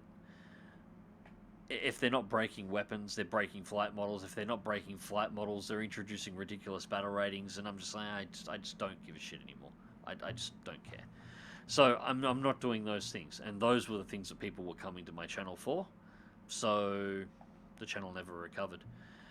After I've gotten this new, my new graphic design studio fully up and running, and the new storefronts and everything else online, which is stuff that's not going to be associated with the channel. You're probably not going to see that announced. You might be able to find the store because there's going to be a few things that'll be on it, like the recent P40 design as well as a few others that'll probably give it away. But it's going to be independent. I'm looking for a different market. I'm stepping away from the YouTube type stuff in regards to that. I've already got the Teespring store for YouTube. This is for promoting towards more aviation markets, as well as a few other things as well that I'm looking to do. But when I come back, I'm looking at potentially setting up a second channel to do Battletech stuff on. I mentioned this a couple of streams ago, but this is actually part of the reason why. When you create a YouTube channel, I know I said I was going to go to bed, but I'll explain this one now, just in case any of you are thinking about doing a YouTube channel. When you create a YouTube channel, and you build it around a particular type of content, if you gain any popularity whatsoever, congratulations, you are stuck doing that content essentially forever. Very few channels can successfully change out of that content to do other content without losing most of their audience and collapsing their channel. only a handful have ever managed to achieve it. My channel is basically pigeonholed into War Thunder and Air Combat Sim. That's all I can do and actually get decent numbers. Anything else that I put on there, even if it's stuff that I genuinely enjoy, it's actually a detriment to my channel. I've given up trying to chase the algorithm. I've given up trying to do the rest. So I'm just putting stuff that I enjoy on the channel at this point in time, and I'm not being too concerned with it. But that's because the channel is pigeonholed into a content that, well, two of the three titles that I used to cover for it, that'd be IL2, DCS, and War Thunder, I don't want to do videos on anymore. The biggest one, of course, being War Thunder. And ever since I pulled the numbers out of War Thunder, the channel was going down. And, like, that was going to happen. If I had a World of Tanks channel and I stopped doing World of Tanks, it'd collapse. Like, same thing. That's just the way it works. I just got hooked after the Dysphoria series and waiting for something else like it. Well, that you might actually find on the others. The Battletech quote-unquote channel is actually going to be more of a science fiction channel. I'm going to be doing Battletech lore, covering some basics and doing some Battletech lore on there. But I do want to cycle in and out of between a couple of sci-fi universes. I just want to keep it potentially in sci-fi stuff and keep it separate from Flight Simulator. So I might touch on Star Trek, or Star Wars rather, although I don't really want to get too close to that because it's Disney shit and everything's hit and miss there as well. But I do want to follow some science fiction stuff on that side. I'll be looking at in-cockpit flight sims. I will probably do a little bit of Star Citizen on it. Again, I'm not super interested in promoting Star Citizen at the moment, but they've made some recent changes to the flight models and some improvements to the space combat, and I do want to actually fly around and shoot some shit, and they are one of the few games I can do that in at the moment. Things like I mentioned before, the TIE Fighter remake done by modders, redoing the X-Wing Alliance engine. That I definitely want to cover. I've been meaning to cover that. I've been waiting for the most recent patch to come out. That patch is out now. I've just got to get that installed and upgraded. And yeah, I'm definitely going to be hitting that. So that's probably going to be the closest thing you'll find to Dysphoria, especially considering Dysphoria is a mod. It's a mod for, not Freelancer.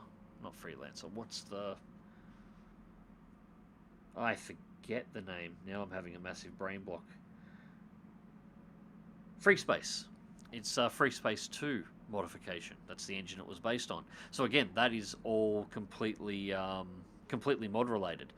And they made a fantastic game out of it. It's funny, the modders are doing the best job in regards to in-cockpit space sims at the moment. So TIE Fighter's probably going to be pretty close to that one there, and I wouldn't mind doing a couple of missions 1-to-1 against the original TIE Fighter against the remastered campaign that's meant to be, just a remaster of the original campaign with no major changes. But at the same time, the one I really want to play through is the one where they've just gone all out on the missions and just added more ships in. This one of the battles is supposed to have like 100, 200 spacecraft flying around it all at once, and it will actually tank anything but top-end systems. There's that much going on. I'm looking forward to that one. It's going to be a bit crazy. Do the Simon Wessel thing and make a channel for each thing you do. Well, that's kind of it. The new channel is going to be science fiction. Battletech will be sort of the bread and butter, but I'm going to be doing mixed content for other universes all at once that are all sci-fi related. Stuff that I expect people that like Battletech are likely going to like these other things as well. So stuff that works together. I'm not sure what I'm going to do with MagzTV at this point in time. Like Cold Waters goes really well on MagzTV, so I might still do some of that. I've been meaning to do some Silent Hunter on it, so maybe I'll do... Sub-Sim and Air Sim seems to work really well. Yeah, I'm just not sure what else I'm going to do there.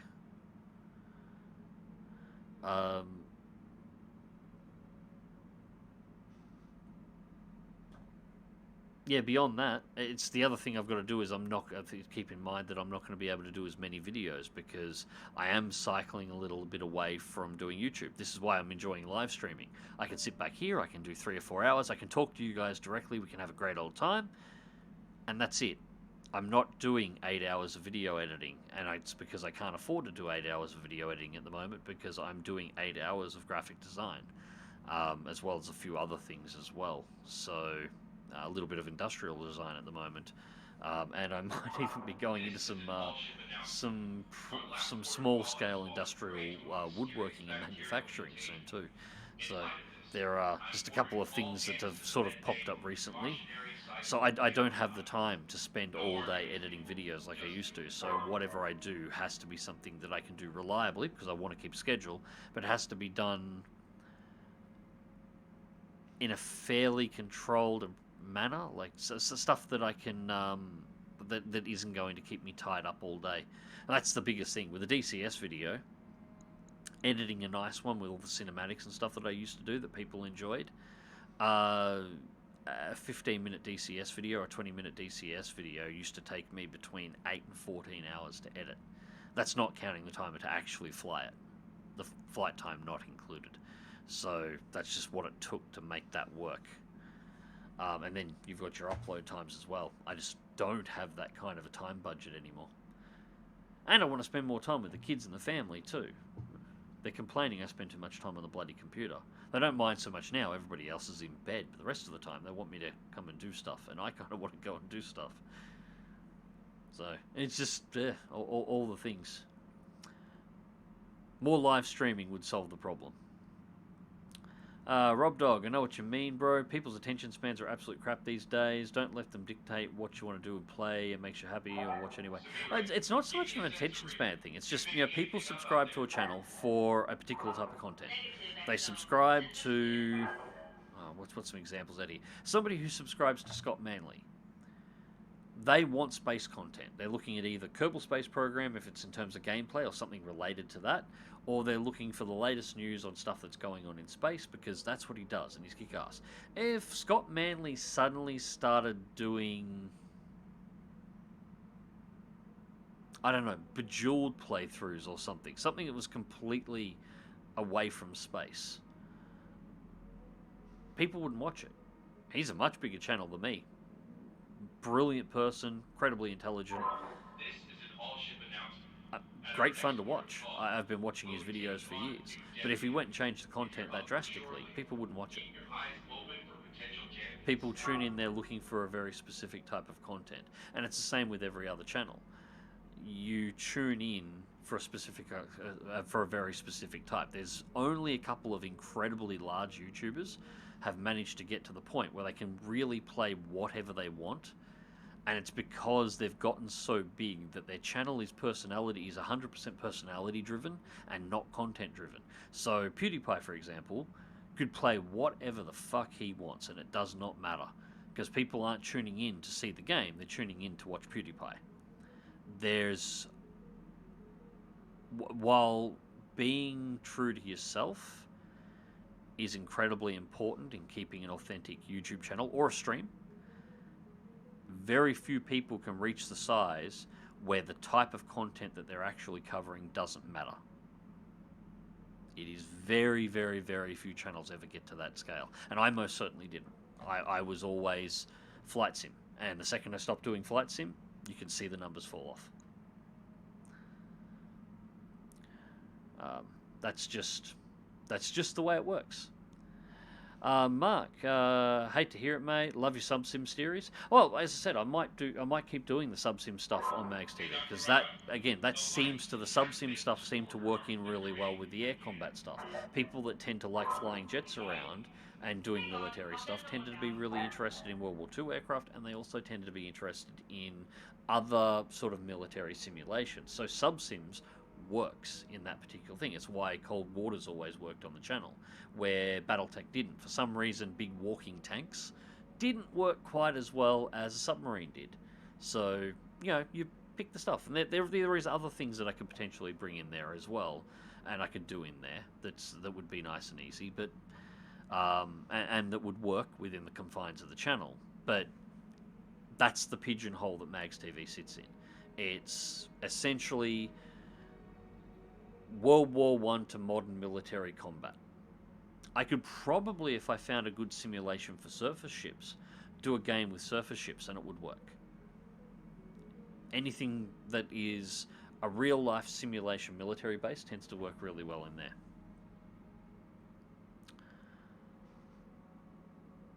Woodworking next, you're going to say you're opal mining? No. My wife actually pointed this one out. I'll explain this one. I mentioned before my wife does a wildlife a business on weekends, showing off Australian native animals. Well, she's been expanding. We actually got our 4th snake the other day, so we're up to 4 snakes. We've got God knows how many lizards. The menagerie is starting to get a bit out of control, and she's having trouble setting up enclosures for them all. And she wants them nice and neat with a proper replica of their environment and the appropriate amount of size. Well, those enclosures are really fucking expensive. So I took a whole bunch of photos of them, and we were actually looking at a couple of professionally made ones, and then I sat back, and I'm not bad with industrial design. I'm a graphic designer by qualification, but I'm not bad with industrial. Sat back and did some rough measurements based on eye and based on what I took with the photos, and worked out, you know what? I could build these fucking things, and I could build them for about 10% what they're being charged for. I could, if I think about this right, I can make these, cover the wife, so she's actually got all the enclosures that she needs, and build them to spec. And if I keep the measurements, there's nothing stopping me from building a second set and selling them and underselling everybody else that's on the market, and actually putting these things out there. So I'm thinking that might actually be something to do, because there is a lot of collectors out there, and the cost on some of the stuff is kind of nuts. I can easily pencil down all the measurements that I need and get the designs working right, and it wouldn't take me much to get everything. The only thing that's going to be a little bit of an extra expense is getting stuff precision cut, but that's like anything that you want to build. So I mean, there might be a little something in that. Just hand building custom enclosures that are on large scale. So that's what I mean by woodworking.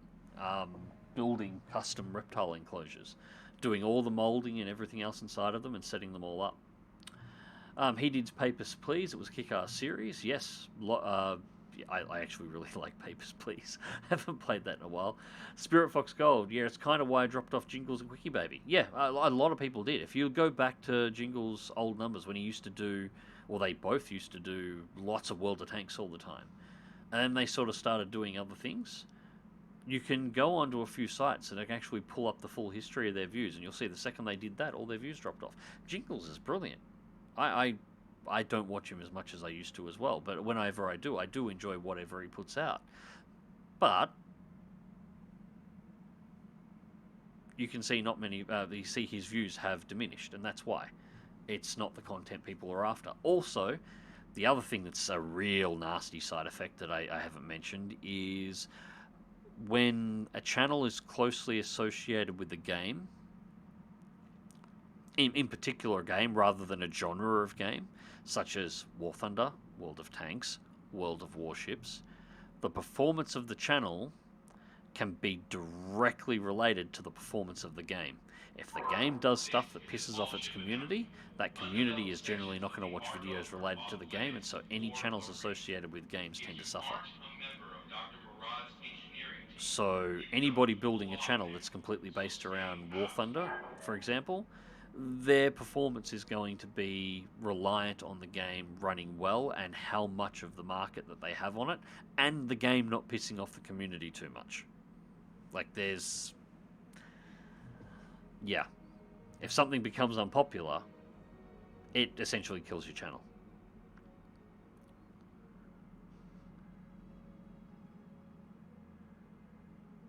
Disguised Toast for the streamer side of it. Dude went off and went fuck Hearthstone and switched it up.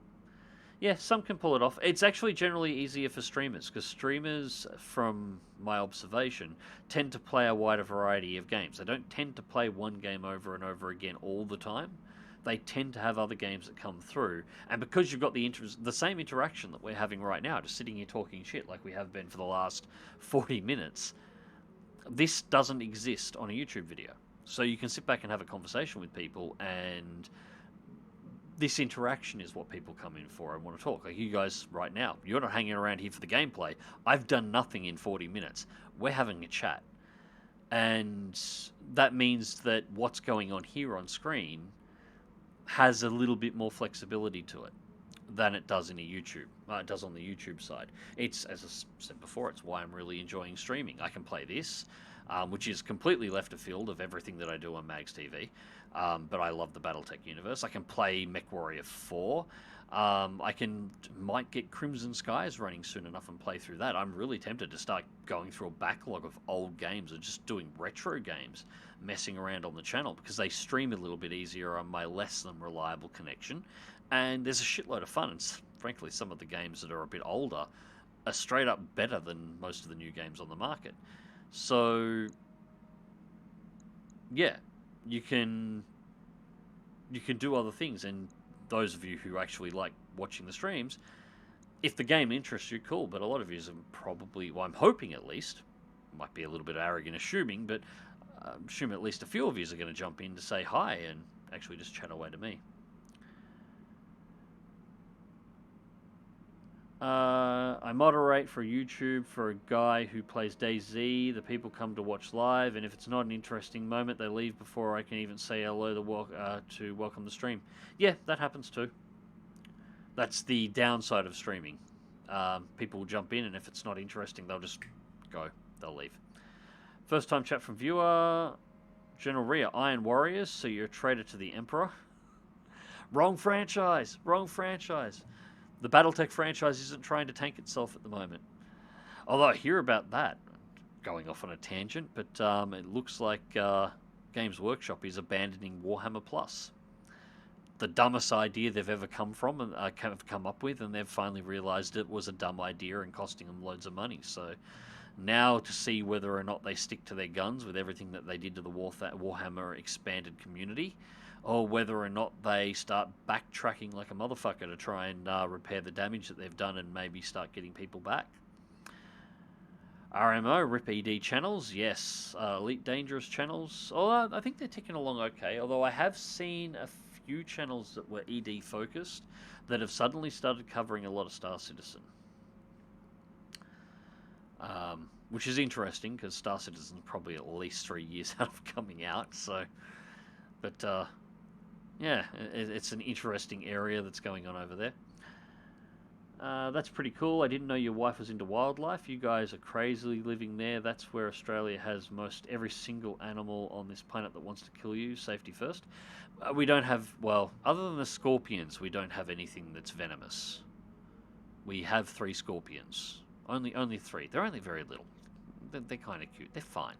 All the snakes are pythons.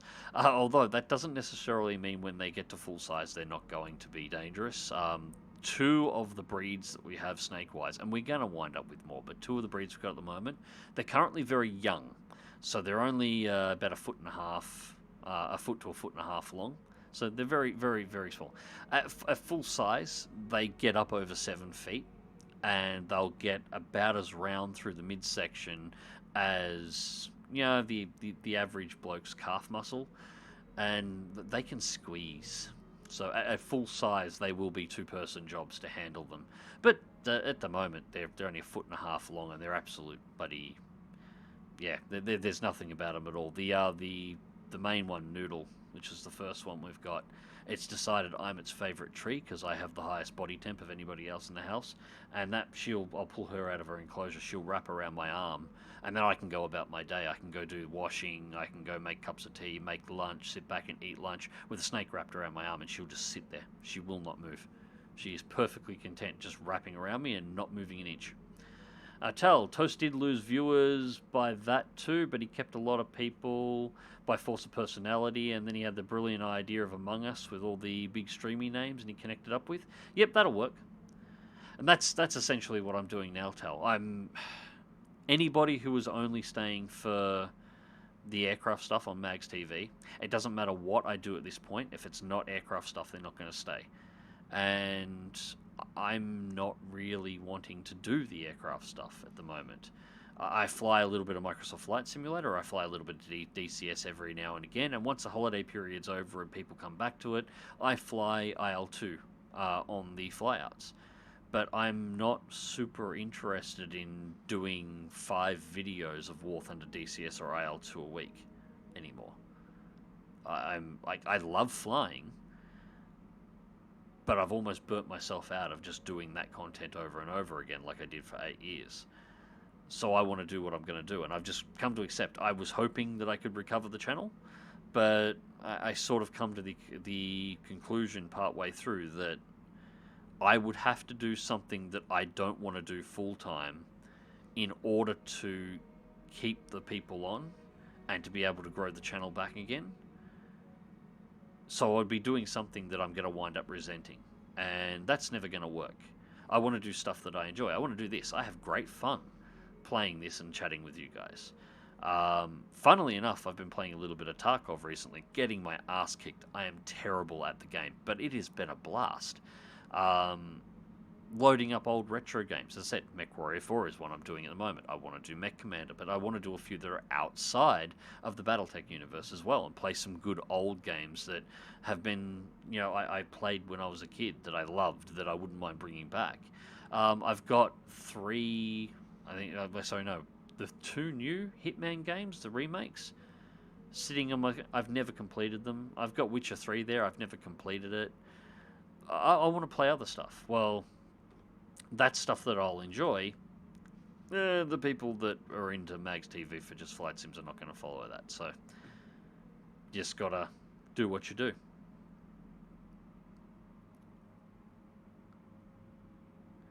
At a certain point, every ED channel has covered everything you can do in ED. Yeah, well, it's not that hard to do. It's the problem. It's the one problem with Elite Dangerous. It's a mile wide and an inch deep. Now, that doesn't necessarily make it a bad game. It's my favorite description of Elite Dangerous is it's Euro Truck Simulator in space. It doesn't have to be super deep. You drive stuff around between spaceports. It's fun. But there is only a certain number of things you can do in it, and the recent expansion didn't really change that all that much. The previous major expansion didn't change that all that much. That's just the way the game was built. So, that is what it is.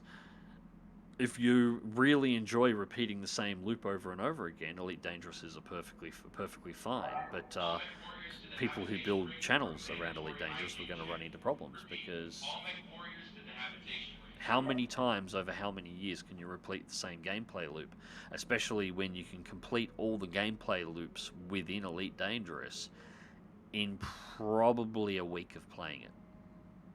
I would say if you picked up the game tomorrow and you played it for 7 days at about 8 hours a day, by the time you got to the end of it, you would have experienced every single gameplay loop within the game multiple times. All that varies is the ship you're flying and the distance you're traveling. That's really it. There'll be a few things you haven't got, like there'll be engineering and stuff like that. Little side... side questy things you can follow up, but core gameplay loops, you've done them all, and you've done them multiple times, so that's about it.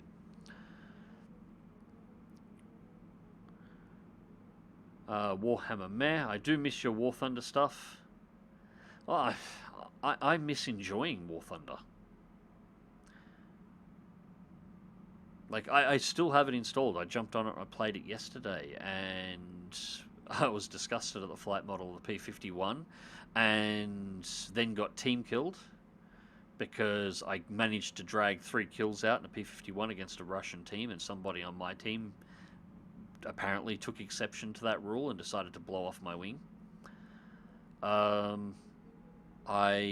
jumped into one of my jets, flew out, got 2 kills, got killed. Didn't really feel much. Yeah,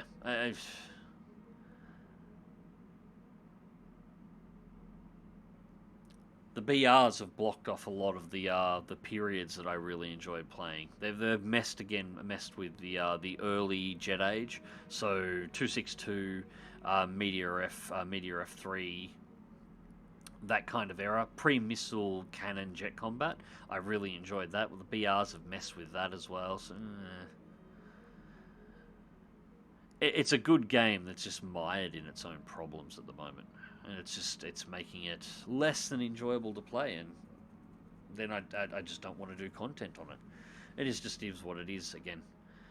But again, that's the other thing I might do on the channel. I was thinking about going back and just doing some talks about various aircraft. I don't have to worry about the gameplay so much, and just be able to sit back like this and talk shit about the various planes. Maybe use some War Thunder footage as backing. That was one thing I was going to do with MagzTV, and that's probably one of the major things I will do, because yeah, it's not a lack of love of aircraft. I've always been a massive aviation nerd. That's not changing anytime soon. It will not change ever, frankly. I'm just lacking in places to really enjoy flying. Most of the flying that I've been really enjoying recently is Microsoft Flight Simulator. That's the big one I've been enjoying. I've really got to show off the F4 Corsair in that as well. The Corsair is great. I've got the P38 as well. P38 in it.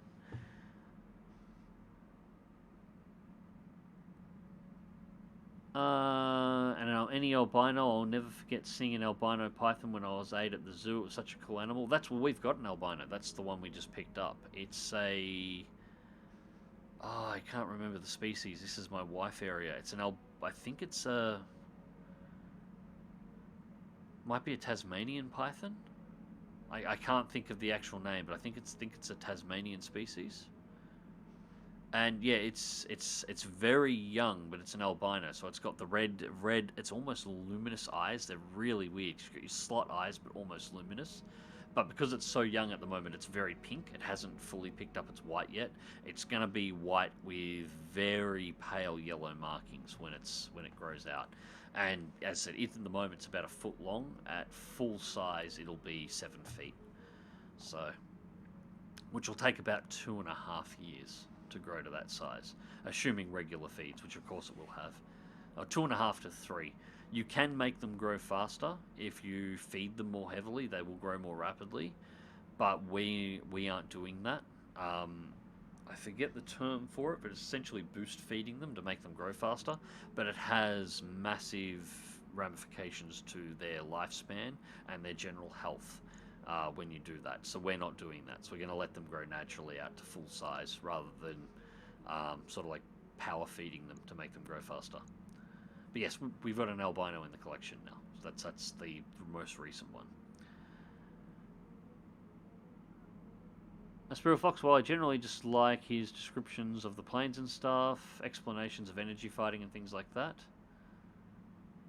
That in regards to my stuff, Spirit Fox. Well, that stuff's still potentially on the table. Even though I never played War Thunder much, I enjoyed it nonetheless. I play World of Warplanes. Yeah, that kind of stuff is still on the table. That stuff is still on the table. It's just I don't want to cover gameplay. I'm quite happy to sit back and talk about planes in real life. And talk about tactics and a bit of history and, you know, why these planes are made the way they were made, what was done. I'm more than happy to chew that particular fat all day long. Tried ED, couldn't sustain, it was just too sparse. Yeah, it is a bit that way. ED, if you really want to enjoy Elite Dangerous, VR headset, and don't approach it as a space game. Approach it as Euro Truck Simulator in space. Get a couple of mates together and essentially run a convoy in space, moving goods around, jumping between areas, and it becomes quite fun to move through. Anything else, it's lacking as a starfighter game. It's okay, but it's not great. Story-wise, it's pretty sparse. There's little bits here, little nuggets here and there, but it's pretty spread out and there's not a lot of it. Otherwise, the other thing is a sightseeing and screenshot generator title. for that it's pretty good as well. If you can get to the black hole in the center of the Milky Way galaxy, you can get some pretty spectacular screenshots. And there's other black holes around as well, some different stars, different planets. It's quite impressive to do screenshot stuff from. But you've got to approach it from that sort of an angle.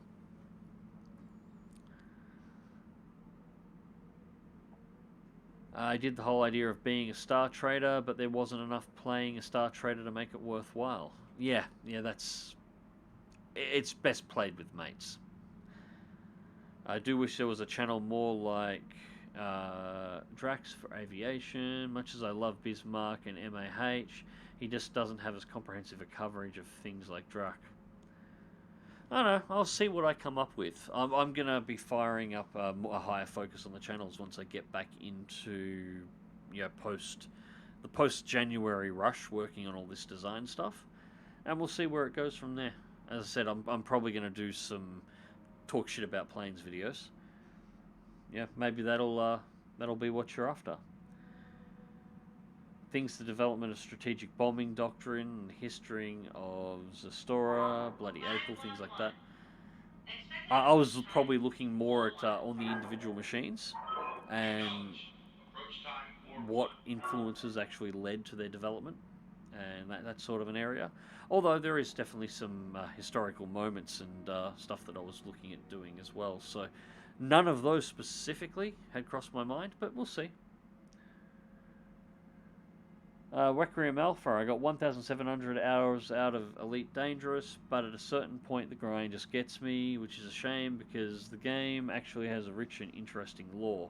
FDev just doesn't do anything with it. Yeah, the actual backing lore is okay, but none of it's implemented in the game.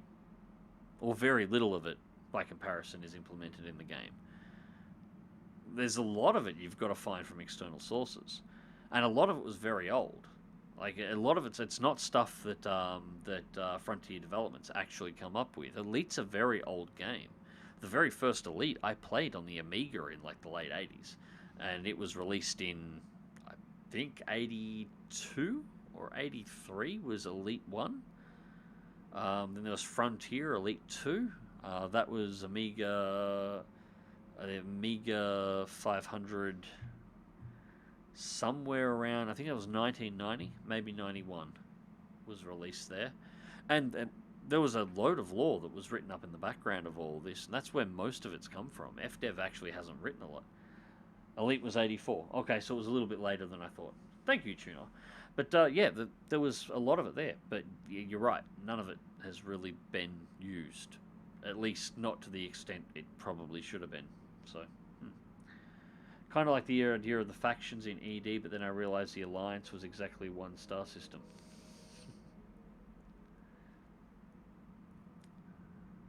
Well, you've got access to all the space in the world, well, all the space in the Milky Way galaxy, literally all the space in the Milky Way galaxy, considering how they built it, and all of the Alliance factions are in one cluster around Earth.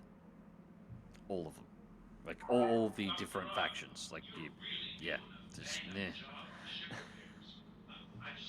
and they've never changed. It doesn't really expand or change or grow or extend. Like, you'd think that would be a thing, but it's not. Anyways, guys, 3:48. So I've been sitting here talking shit at the end of this for about an hour without doing anything within the game. I hope you guys have enjoyed sitting back and having a chat. But, I really need to get to bed. So, as Bog popped on earlier on tonight, I'm probably going to be doing some MechWarrior 5 tomorrow as well. I'm not sure when the next Battletech or MechWarrior 4 stream will be. Likely within the next couple of days. I'm going to try and keep the streams up either of a night or a morning. Considering it's heading towards 4 AM, it's probably not going to be a morning now. Considering to do the morning streams, I'd have to be out of bed in about an hour and a half. But it's probably not going to be a morning stream now. But I will try and keep up at least one night, one morning stream every day. Apologies for there being a couple of days without anything. That's just, I have not been well since I did the Melbourne run. And as I said, don't think it's coof, but I've just kind of felt like shit. So, at this point, guys, I'm going to end the stream here. Good night. For those of you who are still looking for something to watch, I'll actually start up a replay after this one of the first MechWarrior 4 stream. I might even start up one following the other and just let them run overnight. So if you're after some more, check that out. And until next time, guys, I'll catch you later.